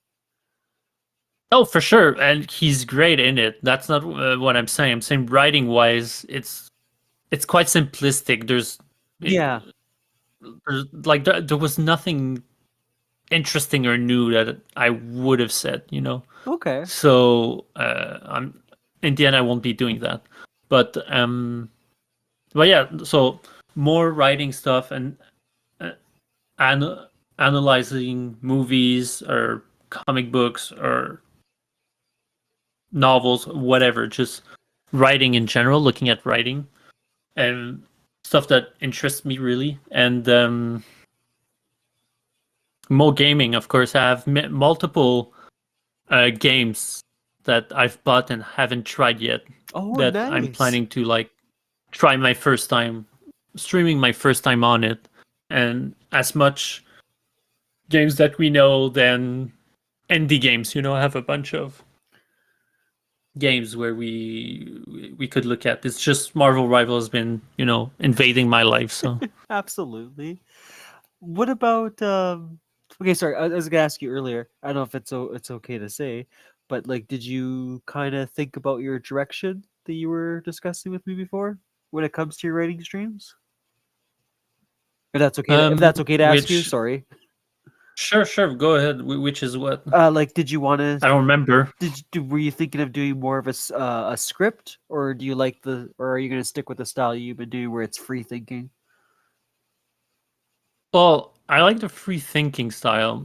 So I do too. unless someone tells me, like, unless there's a lot of people that tells me, like maybe it would be better if you were more scripting it or whatever. But I like the fact of just looking at it and together, thinking out loud and conversing about it, right? Oh, Z-Chick even said same. Yeah, Z-Chick likes that as well. Yeah. I don't know. Okay, Like I cool. said, like just based on the podcast and based on your videos, like I find you're very good at thinking on your feet. Like like some people for sure, like me, I definitely should use a script more more times than often, But like I for you, like when you get the point of what you want to make, I find that yeah, you're really good at like just focusing on that and adding the layers that would help someone understand what you're trying to get towards. Well, I sometimes get annoyed because, like, I normally wouldn't know the perfect words for it, but at the time I don't. So I just go on in describing it, hoping that it makes sense while I'm searching for the word at the same time. So that's why I'm asking. Sometimes I feel like maybe I'm rambling on too much. Well, if it helps, Z-Chick was just saying, it's very informative. I like watching your ideas and your perspective unfold and making it make sense. So yeah, yes, me and Z-Chick are on the same page. Okay, cool. Love the intelligent rants, she says. The intelligent rants. I like that. The other one's gonna ask you because you're talking about characters, right? And I know you're passionate about the older movies, but maybe we could see your in-depth character of Indiana Jones later on in the future. Yeah, no, it was in my plans as well to do it at some point. I even Ooh. got the Blu-ray collection at Christmas, so I've been meaning Oh, to nice. rewatch it, Yeah. And Yeah, especially and because you once I played the finished the game. game, I would tie. Once I finished the game, I would tie in with this as well, Yeah, that's exactly what I was thinking. Because yeah, you just you'll be fresh off the video game, and then like to rewatch one of whichever one was your favorite, right? Yeah, it'd just be cool to hear your perspective on Indiana Jones as a character. Well, I mean this one, the video game happens like I think a year after the first one or something like that. So it happens after the first film. Okay. So what I would probably like to do is probably look at the first film, finish the game, and maybe do a mashup of both to sort of link them together, because they're sort of somewhat linked because of the mentioning of Marianne and why Indiana Jones goes on trips, and there's the whole thing going on with the main game. So it would be interesting to see and link both of those things together. Yeah. So anyway, these are all ideas. I hope people are not waiting for it to come out next week or something. So no, just things to get excited for. Yeah, exactly. So things that I'm planning, things to expect. So more gaming videos. Like I have a bunch of Indiana Jones videos already made that are not out, that I haven't posted yet. Wow. There's more Diablo 4 videos as well from the olden days of when we were playing last year that are just sitting there. I haven't posted yet. Like I'm planning to do them all the way until when I got pissed off, and then I think I'm going to cut Diablo 4 videos, and then because it's basically when we stopped playing. Yeah. And then, but I also have videos that people might not expect, like Battlefield 2042, for example. Wow, you're killing it, my dude. I didn't think you had all that in your backlog still to post. Holy crap. Oh yeah, I have like 4 or 5 videos Wow. that are just sitting there. Wow, great job. Holy. I also have a bunch of shorts that I'm planning to post and amazing highlights that I've saved that I'm going to post as well Man, of me doing cool stuff on Marvel Rivals. nice. That'll get a lot of attention. I'm still like impressed. Your Jeff the Shark one, like 2,000 views was fantastic. I'm surprised as well. I mean, I've all my shorts normally are around like 500, you know, so that 2000 one was insane. Like it's even more than the other video uh, that I made, which was on Tiny Terry, which was 1,000. You know. Oh yeah, yeah. See, like, fuck, I don't understand YouTube sometimes. Like, you can have like a video that you just don't expect to blow up, and it just like goes right.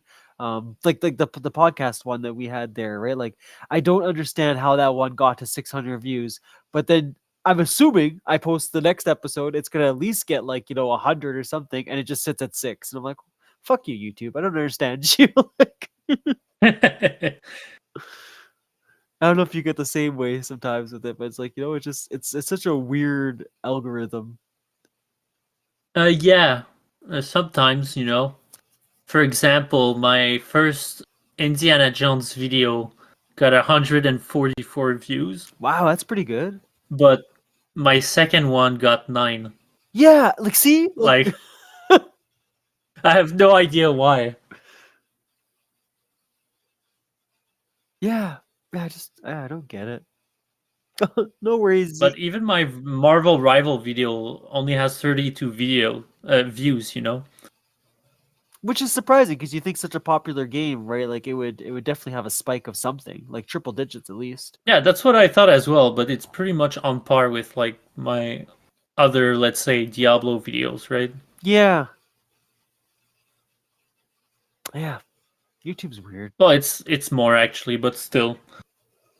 Um the one I was actually extremely surprised was my writing one where I talk about anti-heroes and villains and heroes, where this got like 100 views, like which is way more than by half of all the other ones. Normally my writing videos are like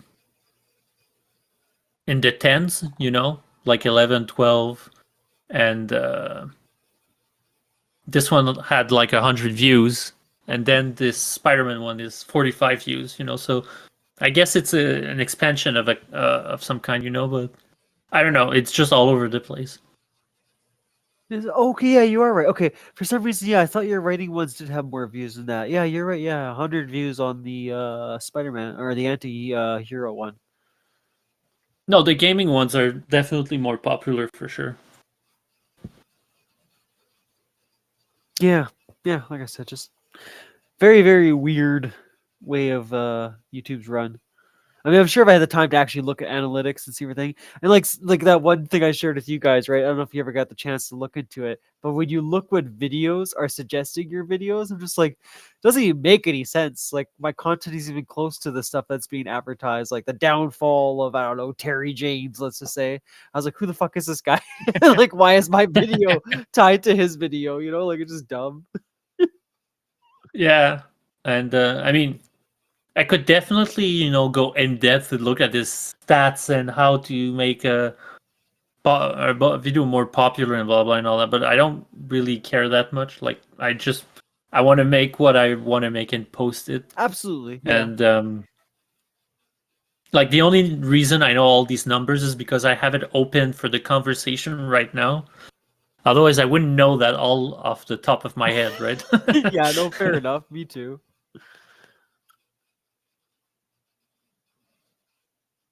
Because in the end, you know, uh, like even I'm not even sure I would monetize it, even if I could, you know, because I want to just do what I want. I don't necessarily want to change it up and try to cater to the algorithm or make sure that it's, I don't know, change for to get these extra views. Yeah. I'd rather just edit it the way I want it and do the conversations that I want, and if people like it and wants to interact, they can comment. I read all of them and answer them, even the ones that want to insult me. I find them extremely funny. For example, there's You had some? Wow, I'm surprised people were for sure. dickheads to you. Oh, for sure, in a lot of videos, but I'm not surprised. I'm expecting it. For example, there's one where the comment was, "I didn't know vampires played this game," which I thought was pretty hilarious. What the hell? I don't take it personally. I know I look like a vampire. It's fine. And so yeah, no, I answered him. I was like, "Oh, we definitely do. It has really taken the vampire console by storm." Vampires are super into Marvel ever since the vampire arc of the X-Men comics. I just have fun with it, really. Absolutely. Good for you. What a weirdo.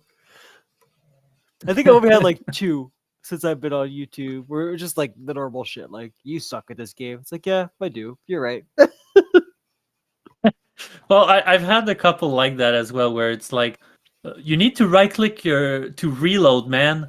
I'm like, yeah, thanks. I'll know for next time. I didn't know. Like, what else do you want me to say? I know. Ah, damn, you're right. I should have done better. Like, did you want? Yeah. Oh, okay, great. Thanks. Thanks for the tip.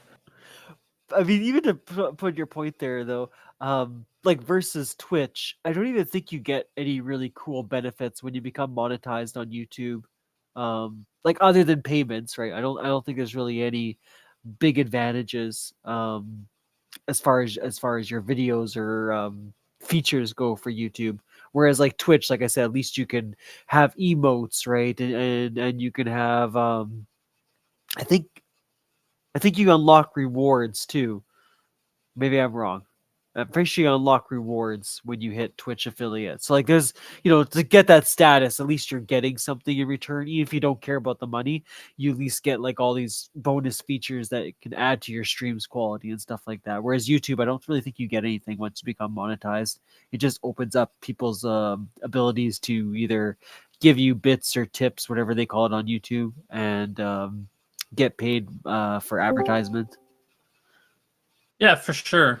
And like I said, like even if I could, I'm not sure I would, because I don't want to be careful on what I can and cannot put in my videos and all that. Right? Yeah. I mean, I'm ready to like censor to bleep my my swearing if it helps the algorithm. That's not a problem. It's easy to do, but I don't want to start censoring topics and stuff like that, because I'm an open person to any kind of dialogue, really. Absolutely.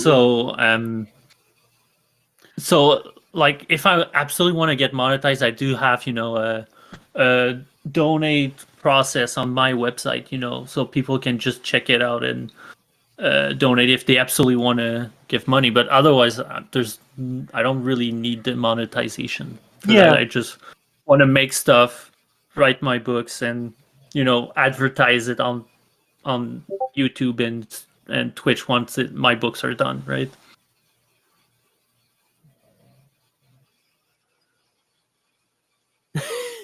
Sorry, so Z-Chick. I have a feeling I swear a lot. What did you say? So sorry, Z-Chick made it funny. She's like, I'm affiliate and I still swear a lot. No dings for me. No, I was referring to YouTube, where if you swear, it changes the monetization or the algorithm, because it directs to other ways, less people, because it's not suitable. Exactly. In brackets. Hey, Pizza. Sorry, buddy. I saw you there. Hey, what's up, man? What's up, boys? Not much, my man. Doing good, you? I am all right. I just got out of another meeting, so I'm on the microphone all night, pretty much.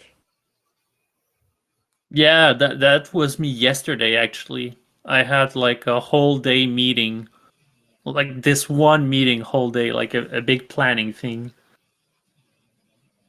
Yeah, but this is the last thing I gotta do tonight. So, I mean, I'm glad I could make it though. I was trying to make sure that I could make it on time, or at least make it before you guys ended it. The meeting got held up a little bit because people kept asking questions and trying to get answers for something that they really don't need to be asking questions about because it just makes them look like they're trying to be a know-it-all. That's never fun. Oh, those people are the worst. Yeah, they're old, like they're elderly, like they're elderly people who I don't know if that's what they do or not, but I don't want to hear it because all it just means that I gotta start doing something else differently, and I'm not trying to do all that. The worst people are the ones where it's like, does anyone have any questions? And you could just tell that person's ready to like unload this fucking stupid question that no one needs the answer to. And just like, no, just sit down. Don't put your hand up. Don't say anything. But mindful, there are no stupid questions. All questions are good. No, that's what they teach you in school. That's what they teach you. That's what they say in work too. But there's some of them. They're like, come on now. Oh, for sure. Yeah. Yeah, there are no stupid questions, only stupid people. There you go. That's very true. That's what I had. I figured that out as I was just doing my job and just kind of rolling around the city. Like people can have the best questions, but if you are stupid, your question will sound like a third grader wrote it. Absolutely. We So, kind of went yeah, through I all of get our that. topics, but yeah, it's been a while since you've been on Pizza, so I'm always interested to hear your thoughts and opinions. I know there's a few good posts you had on Twitter there. There was one there I had to make a comment because that guy was just being a dickhead to you. I think you retweeted one of his crybaby PlayStation comments, and he just kind of like took a little jab right for retweeting. I was like, no, dude, like shut up. Like, if you're gonna console war, at least know what you're talking about in the conversation. But yeah, if you want, we were kind of talking about the Switch 2 and just kind of like the repetitiveness of what we're seeing on Twitter. We dived a little bit into Mario Kart and some of the games that might come out for the Switch We 2. talked about a lot of games actually. Yeah, we kind of went all over the board. But yeah, if there's anything you wanted to bring up as a topic, Pizza, you're more than welcome to. Or if you just want to talk about whatever you're working on for your content. Oh, well, not much. I mean, I've just been doing my regular old 9 to 5. So, like I was just been looking at what's on Discord and I just happened to see that and I was just kind of looking at, the chat and then yeah, I saw that you were using that guy kind of like I guess posting. Yeah, he's no one that's like even he's not relatable. He's not um a good he's just Well, like what you guy are say, you he's talking just about, Pizza? Yeah, because what was it? this Little guy. Big Planets, I think was the one that was made a comment or whatever on one of your statuses because you retweeted his thing. I'll have to find it. Oh, that guy. Yeah, I don't know. He was like saying something about like how I don't do console work. But like I mean, but like I don't. I think that all of us know what a console fan. Just someone who plays the game, who likes the console because of it's hey, I use PlayStation all the time. I like Xbox because X, Y, and Z. Like those kind Yeah, of people. You know who they are. But like just the ones that they try to they they cheerlead a little bit too hard. yeah, it was a hot take. Xbox has a weak array of originals compared to Nintendo and PlayStation. And like all you did was just retweet that and just said, like another parody account on Twitter. And that was enough to trigger him, apparently. Yeah, which I wasn't even trying to like, well, I don't know if I was or not, because I do know that after that guy, I was like kind of just being funny with some other people who I know are just trolling, so I just decided to, kind of poke fun at them. But Yeah. yeah, like some people, and like I don't get that. I mean, that's I don't get it. But it's like I mean, my dude, they're games. You're acting like these are like milestones.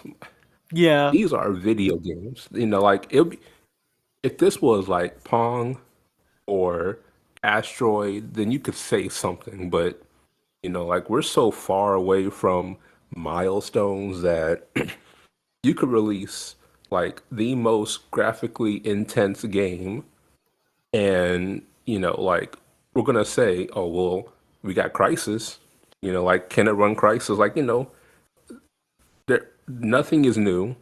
Nothing is new now because they're trying to do the same old thing that they've been doing, just more. I don't really want more of the same thing, but yeah, you know, there are plenty of games on the Xbox that are like, they're pretty good. I mean, it may not be first party, but if we're going to look at PlayStation in the same, I guess, lens of, hey, we have Stellar Blade, we have Wukong, we have all these games that were not first party, but like they were bought. Then what's to say that I can't use Crash Bandicoot, the new one that came out. That was under Xbox or Microsoft's wing. I can use that one. I can use Doom. Like, Yeah. it's just they're just not good arguments to use to show that hey, I prefer PlayStation. Because here's the thing, you could avoid saying, oh well, Xbox has a weak library by just saying, hey, I like playing this game because I feel as though Sony understands what they're trying to do with it. Like, just say, hey, look, Astrobot is great because X, Y, and Z. And that's it. That's all you Yeah, gotta and you say. can like games in both camps also, Exactly. Yeah, we should just Like be appreciating the games. I personally dislike the Xbox direction that they've been going like ever since the Xbox One, Like even like the Xbox 360, like it melted in my hands. So I mean, like I've I have like all the reasons possible to not like Xbox, but I still play their games, and if it's good, I said like Indiana Jones is great. I don't have to be Sony dick sucker. Yeah, and you But yeah. I mean, and like that's the craziest part.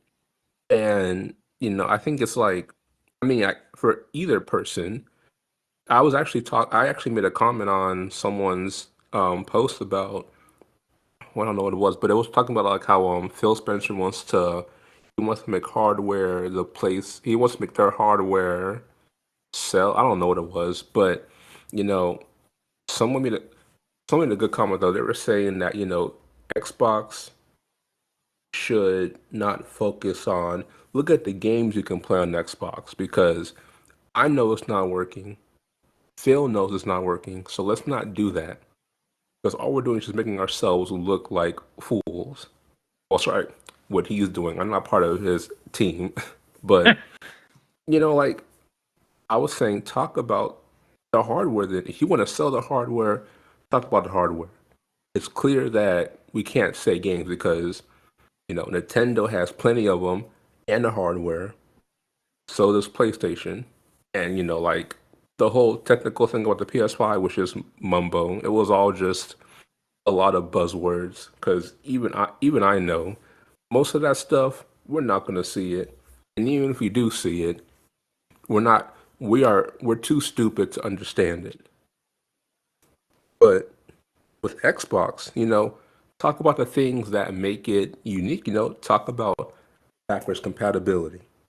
Talk about quick resume. Talk about being able to, kind of upscale older games.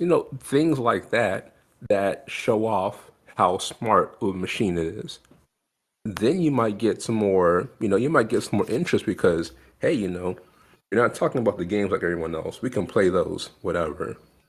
But having something that can do all of these things, it may not be the greatest thing ever, but I got an Xbox because of backwards compatibility. So the fact that I can play older games from the original Xbox, that's a big thing. Because apparently PlayStation, they don't care enough about doing it. That I mean, the they have such a small list of PS1 games that aren't even like the games that made PlayStation, which is crazy. I'm not sure why you would not even bother putting the Japanese games, the ones that you made first, on every PS5. Like that's common sense, but you know, they don't want to do that. Although, do you think, like, is this just you? Do you think most people that's what they care for in the hardware that would provide backwards compatibility to older games? Well, I know for a fact that for me, that's the reason why I left PlayStation.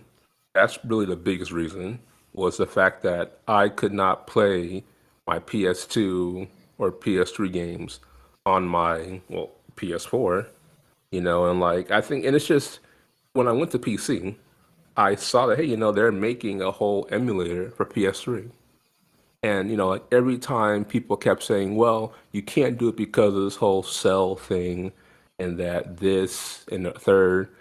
If somebody who has no PlayStation background, affiliation, resources, nothing, if they can make that work, then PlayStation can do it. And I think it was just, the endless defending and kind of making exceptions and being like, well, you should just go and get with the times. Like that kind of mentality pushed me away. And so when I got the Xbox, I was just kind of getting it because, it's like I want a console to have, there are some games, like for example, Dead Rising, I want to play that. Some games on my original Xbox I wanted to play. I learned about backwards compatibility probably the week after I got the Xbox. And, when I tell you that I spent more time playing games from the 360 on my Series X, like that that was enough to make me confident in Xbox. The fact that they could do something as I can't say it's like, um, grand because, PS3 did it before. Well, sorry, let me phrase that. PS2 did it before and they did it perfectly fine. But, the fact that an older, like the new gen comes to the old gen just as fine was really like, okay, that got my attention. So that for me, that's the biggest thing that I like about it. I'm sure that other people they probably won't care because it's like, well, yeah, I mean, unless you have a game on Xbox that is only on that console, then let me not say that because there are other games you can do as well. But yeah, like if you're looking to play older games on newer hardware, that's a good thing to do because otherwise you got to go and buy the PS1, the PS2, the PS3, the Xbox original, and the 360. That's five consoles. I mean, they're cheap, but the games are nowhere near cheap. I mean, you might spend maybe $300 on all five consoles, but pay 300 for one game. So Yeah. yeah, you know, it's just one of those things where, I guess just if you are a legacy gamer, then it really has more value in that regards. But again, that's my opinion. I'm sure that other people they probably don't care about what came out in 1998, what came out in 2008. They care what's going to happen in 2028. So, I Yeah, mean, well, the yeah, that's what I was going to say because yeah, most people, I think, like you say, care for the next thing, not for the olden days, right? And but you're looking at it from the right way, in the sense, what does the thing do for me? What service does it provide that I want? Where I think a lot of people are attaching themselves to a company instead of asking themselves that question of, is it doing what I want? Is it giving me the things I want? I personally want cool games. I want yeah, basically. And for me, Xbox has not provided this. I think they have been letting down, like, ever since Xbox One, in that prospect. Like, they've been Yeah. concentrating, like you say, more on the hardware, what it can do, what it can provide, and all that, more so than here are some cool stuff and why you need an Xbox to play these. And Yeah. but yeah, no, so you're looking at it in the right way, I think. Yeah. I mean, like, and what she said is also true. Like, I mean, for me to say that, oh, exclusives are bad, they're anti-consumer, that would make me a hypocrite because I got a PS1.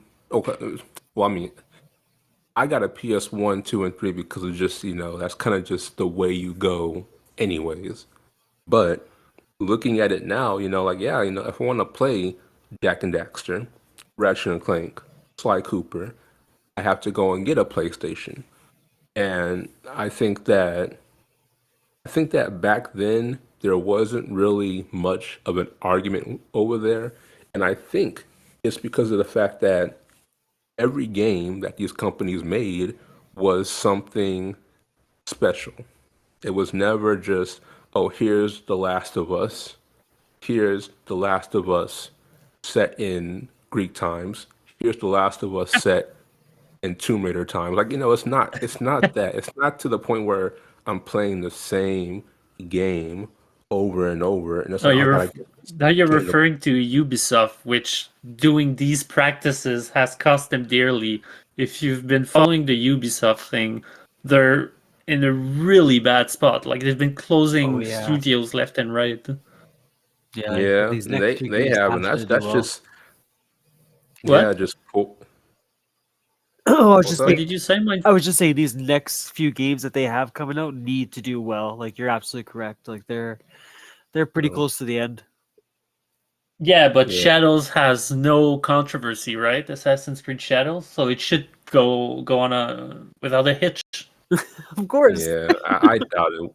I doubt it will. I mean, every Assassin's Creed game that I have seen recently is not. I mean, it's just not good. Like and I saw a post on Twitter about how, people don't like Shadows because of this and that. Yeah. And, I think that the biggest reason why I don't like Shadows is because of the fact that, when you had a game like Ghost of Tsushima, or you had a game like Neo, or, just some other things here and there, I think it's more about the way you can portray, like, portray the city, portray all this stuff, like, I guess, for me, I would, I expected Shadows to be more about, ninjas, not samurai, like the whole idea, like, I mean, even going back to Valhalla, the whole point of being like assassin, where you still go out and like you fight people head on, like why was that the focus? Why was it not just, hey, you're an assassin, you kill people one at a time, you strategize, you do all this stuff. It became less about being an assassin and more about being like some folktale story. And Well, we that's could, because Odyssey did super well, and so did Origins. yeah, and and to their credit, both of them were good, but I think they were good because they were able to. I think they were able to kind of fine tune both of them while also kind of, embracing a few more things. The open world was pretty cool. I enjoy that. The setting was very nice. They were able to at least keep it somewhat historical while still making it all, it's our original story and blah blah blah. So they had a lot of good things for it, but I think that with Valhalla, it definitely was not Assassin's Creed. Yeah, It could I have just, agree. like you could have called it Vikings Creed. You could have called it Vikings for us, but yeah, just tacking not no tack the name on because that's how it works. It Yeah, I worked with agree. And I think Origins they worked more because of the setting of the story. Being Bayek being a magi, I think made sense of his new fighting style and the different ways you could tackle the situation compared to, yeah, let's say, the Viking thing. yeah, and I think it's just I think that you could make an assassin in those times, the Roman times, the Greek, you can do that for sure and Yeah, make it work. But like if you're a Viking, you are known for being on massive ships, blowing a horn and like storming land and like burning down buildings. Like I don't know how an assassin can do all that. So I mean, I guess they could, but the way that they do it in Valhalla is there is no assassinations going on. It is full blown, head on, axe to head combat. And I mean it's not a bad game, but it's very disingenuous to use that name. And, oh, look at this, it's Assassin's Creed.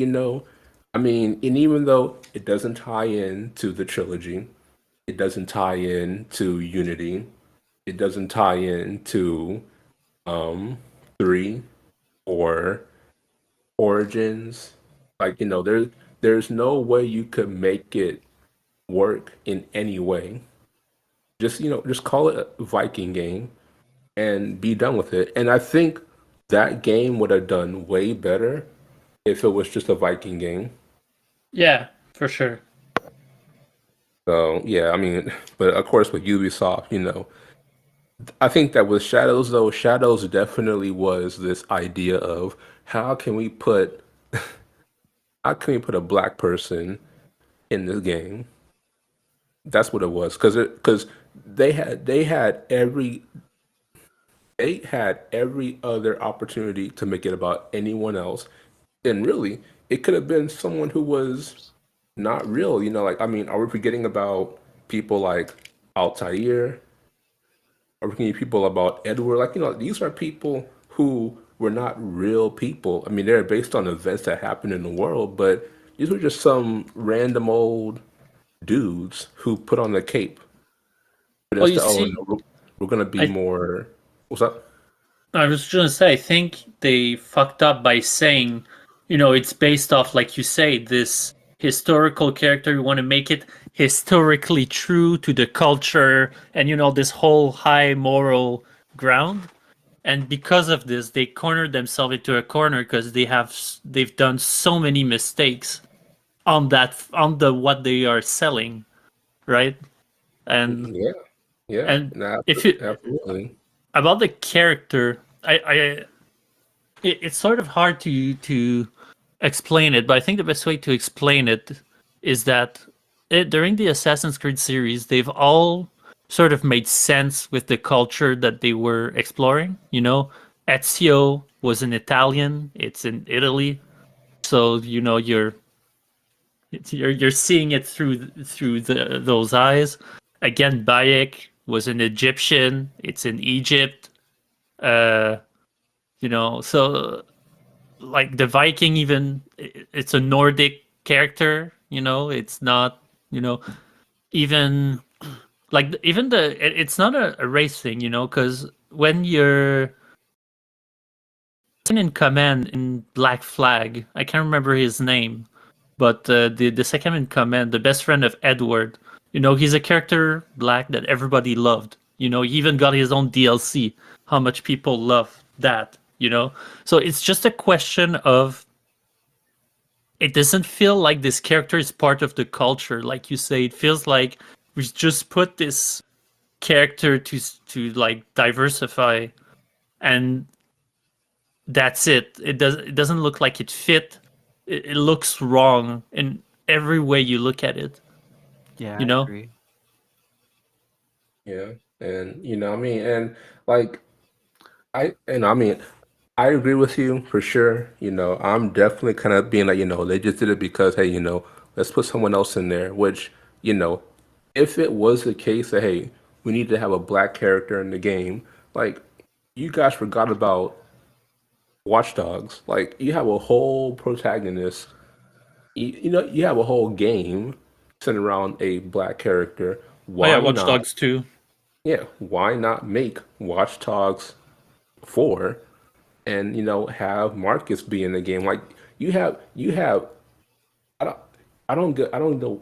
Ubisoft is weird because you know like they want to be, oh, you know, we're very DEI, whatever, like we're very like I guess Yeah. open-minded. Then go back to the games. Like every single game they have made, you know, it was never just this, oh, you know, here's a standard white boy who does a standard white person thing. Like every game they have made was multicultural and they were good. So I don't know why they think they have to like force something and like, you know, but okay, well, here's something new. Like, no, just, you know, like you said, Ezio was Italian. You know, you have Bayek. You have a whole Egyptian game. So you cannot, I mean, Ubisoft should not try to change the formula because apparently doing that in any way makes a bad game. So, you know, keep doing what you're doing because nobody ever complained about the other games at all. So I don't know what have to But change. you've seen the gameplay, right, for Assassin's Creed Shadows? Yeah, I saw it and, you know, I, I'm not I'm not gonna say it's bad because it's not. It's Yes. actually, you know, it's like it's decent gameplay, which you know, like I mean, you know, it's cool. It's no Ghost of Tsushima good, Well, that's what I but was going to say. No, it looks bad, especially in a world where Ghost of Tsushima exists and Ghost of Yotai is probably going to come out this year, the next, you Oh, know, that's true. which Yeah. is the sequel to Ghost of Tsushima. Yeah. Good yeah, point. And and you know, yeah, you know, they have plenty of things that they could look at and say, okay, well, how about we try and do it this way? And you know, and like I don't know if they're trying to be okay. Well, let's try to do things differently. You don't have to do things differently. Like you know, people like the combat in Ghost of Tsushima because it fit the character, it fit the time, it fit the culture. You can do what they did. Oh, I'm sorry. You can do the whole combat thing like Ghost of Tsushima because you know, while that is its own thing, they have enough. Well, I say they. Ghost has enough things so where you can kind of deviate from it and you know still keep that core fundamental because you know like people are going to look at Shadows and say, "Oh, it's just like Ghost of Tsushima." They're going to do it anyways because that's just how we are. We're going to say, "Oh, it looks like this game, looks like that game," and if that's your main concern, then make the game good. well, the Because at least worst then, part of this whole thing I find is that I find the samurai parts look bad. It looks terrible. And but if you look at the ninja parts, you know, when you it's I don't remember her name. It's I have Huawei, but that's not her name. It's Nawe, I think, Yeah. where Yeah. she's like a ninja type. All these parts with her looks cool when I see it.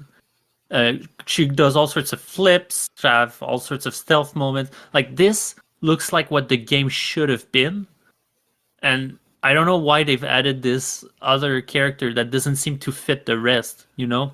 And so it's funny, you were talking about actually, I'm jumping around, but you're talking about Ghost of Tsushima and you know, culture and how it made sense with the samurai and all that. Ghost of Tsushima is actually, its story, really good and a bit deeper than what it looks like. You know, actually, I should do probably a stream talking about this instead. But to to just point out some stuff. You talk about culture, where the culture of Japan and the samurais is all about, you know, honor and facing your enemies head on, and you know, for the honor of your clan and all a bunch of stuff like that, right? And Ghost of Tsushima is the whole thing about Mongols attacks with new tactics. The old ways do not work. The new ways are to go the assassin's ways, right? To fight them and be better than them and battle their tactics. And so this whole game is an exploration of this, of do you use your old ways?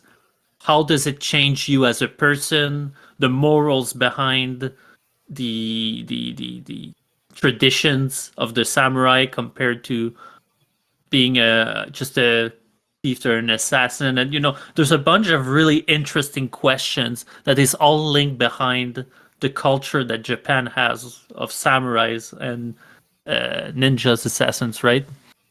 And you sort of don't see that reflected in the previews of Assassin's Creed Shadows that we see, right? Yeah, not at all.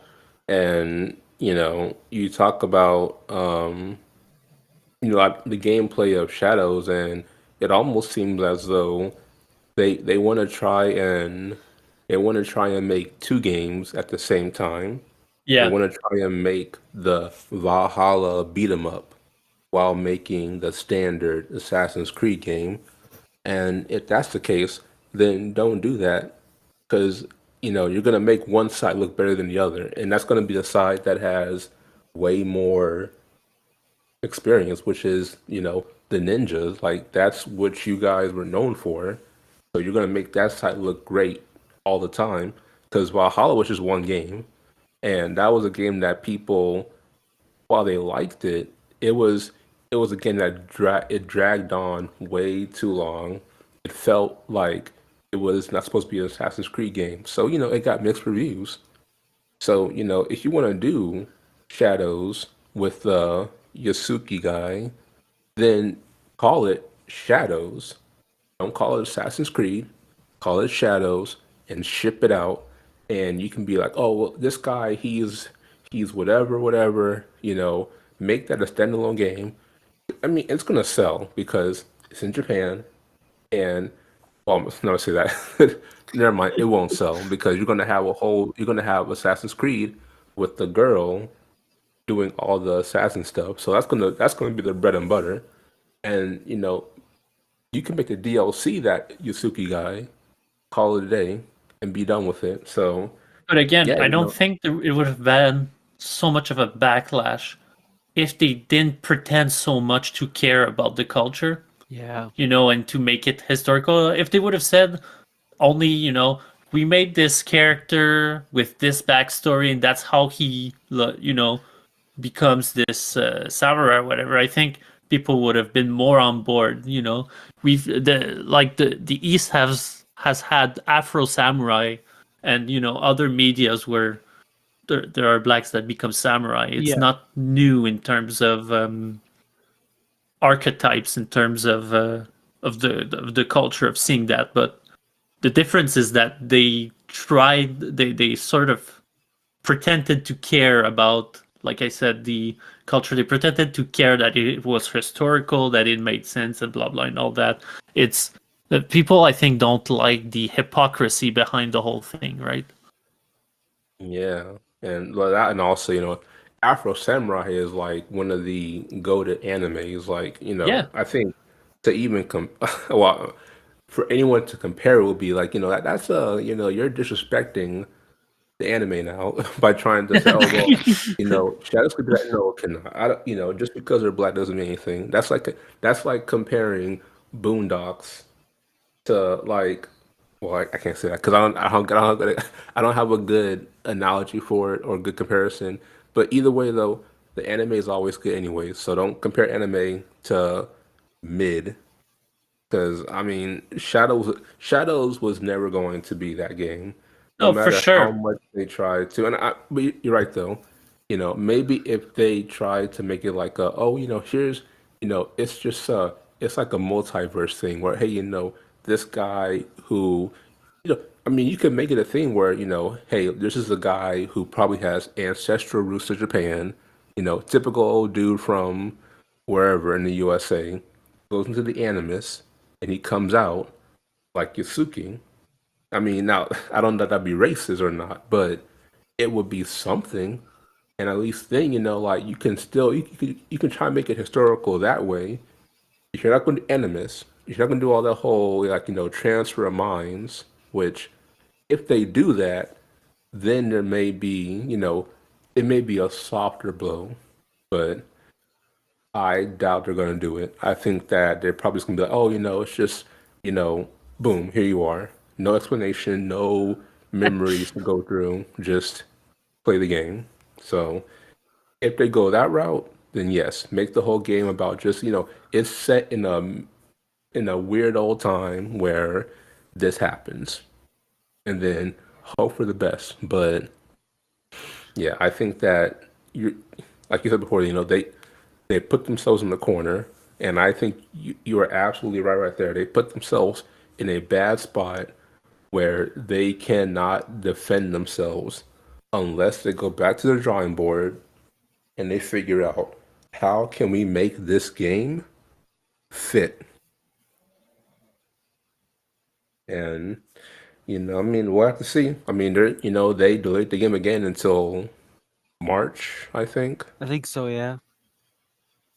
So, I mean, if the game comes out and it sucks, then, you know, we're going to be like, oh, haha, you did this and you did that wrong. But I think that people are also going to, people are going, if this game does bad or poorly, people are going to look at the previous Assassin's Creed games and wonder, what did this game do right or wrong? And it's going to be on a bigger scale, because like when Mirage came out, the people who liked Assassin's Creed games were like, oh, but it's just like AC2. Like those people were happy with it, and like if the game wasn't all that good, it got a few little, oh, well, here's some inaccuracies, and then that was it in the story.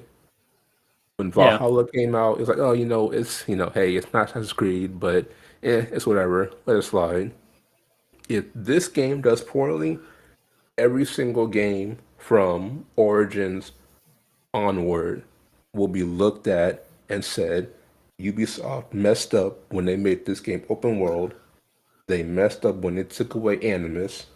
They messed up when blah blah blah. So yeah, they got a target on their back, and I mean, it sucks, but it's like you can only tell people. Sorry, you can only give people suggestions that you think might work until they just say, you know what, fine, release the game, and then when you start asking what happened, then we'll tell you. But we're gonna tell you in a way harsher way, and it's just like either accept it or be like EA, Battlefield 5, dead, 2042, somehow still on life support.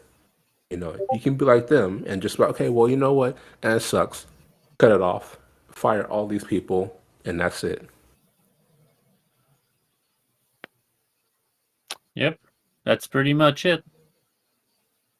Yeah, I Yeah. agree. Like you were saying there, JW. If they would took that character and just made it something unique, that would have been a lot better. But that's not what they chose to do. So that's our Of Ubisoft. course. All right. you know, and That's okay. Tencent will buy them. Yeah, there you go. yeah, yeah, you know, and I know that I don't know if they bought the Hi-Fi Rush people, but yeah, you know, like they may as well because you know, hey, everybody hates Tencent until they make a game, and then it's oh man, you know what, this game's pretty cool. You know, oh man, it has you know gotcha in it, but who cares? It's a good game. So hey, you know, better Tencent than Ubisoft because That's true. you know, I Apparently, mean, yeah. and plus they delayed Division 2 content, so I'm already upset. Oh, They delayed the DLC, which I don't know why. They had 5 years to make it, so I don't know what's going on with it. I mean, you know, they have a new season coming out, but I think it's the fact that, you know, they delayed it and then they said, oh, you know, we have to give the game more polish, which that excuse is one of the poorest, lamest excuses ever. Because you could polish a game all you want to. If it sucks, then you are polishing a sucky game. I forgot if you said or not, Pizza. Did you have any like content or streams come up that anyone should be aware of? Mm, as of right now, not yet. I'm trying to figure out how I want to start recording some videos. I've been trying to, you know, like use my capture card a bit more. Oh, okay. I know I've been like doing little clips here and there, so I might just do like shorts, but I have to see how to frame it. So I'm still kind of looking at that. I would say, you know, probably this weekend I'll have something posted, maybe a whole bunch of shorts to be on the channel, just of gameplay clips. Just, you know, like I've been using the what's it called? The Xbox, the clipping thing. Yeah, I don't know what you call the it, but I've game been using that. recorder there or whatever. Yeah, I think yeah. It's like a you know, it's like the little 15-second things. Yeah. I've been doing that and I've been having fun with it. So I'm gonna, you know, post random old games on there, you know, and just, you know, yeah, you know, something simple right now. No, I think that's a Um, great idea. yeah, I'm gonna try and get this VR headset up and running. I haven't touched it in almost 2 years, so I'm gonna try and get back into that. So, you know, just little things here and there. And that's really it for like my channel. You know, discussions sound great, but I think that for me, doing the podcast is easier because, you know, having topics to talk about and, you know, having people to actually talk to about it is way better than me just kind of yelling at a camera all day saying they should do this, they should do that. So, Oh, absolutely. yeah. That's why I love having this podcast with you guys and be able to just talk about whatever's on our mind as far as gaming goes. Yeah. Like I said, we started off Oh, JW and yeah. say there was nothing to talk about, and we somehow almost went 3 hours on all these subjects. And that's Yeah. how we do it. Absolutely. There's, you know, like, you know, every now and then I'm like, oh man, you know, it's kind of dry in the gaming world. And then of course you go to Reddit, you go to Twitter, next thing you know, so you have a whole day of just browsing news. And it's like, man, that's crazy how, you know, it's like I guess as a casual gamer, you might say, man, gaming is kind of dead because, you know, it's the same old games coming out every single year.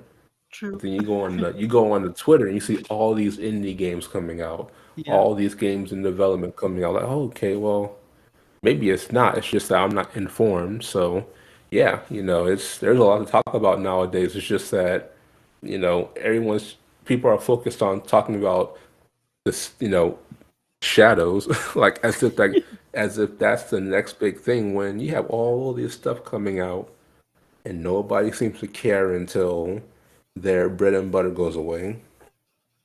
absolutely. No, I agree with you. Um, I was gonna say I guess some food for thought for next time because JW had a good idea he was coming up with me. But I don't know if you know, but the last episode, right, we hit over 500 views, and I said if we did, we were thinking about doing something special. So not like now you have to answer. I'm just saying like just to think about what you guys would like to see. as far as that 500th view count, we're going to call it, celebration would be.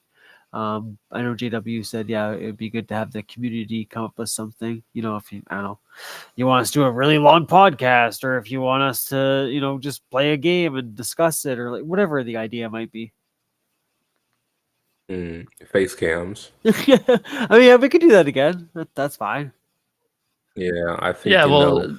because the problem is it could crash Mindful's computer. That's the thing. I guess for that one, I just or wouldn't that- stream it. I would just screen record, and hopefully that'd be easier on the Chromebook.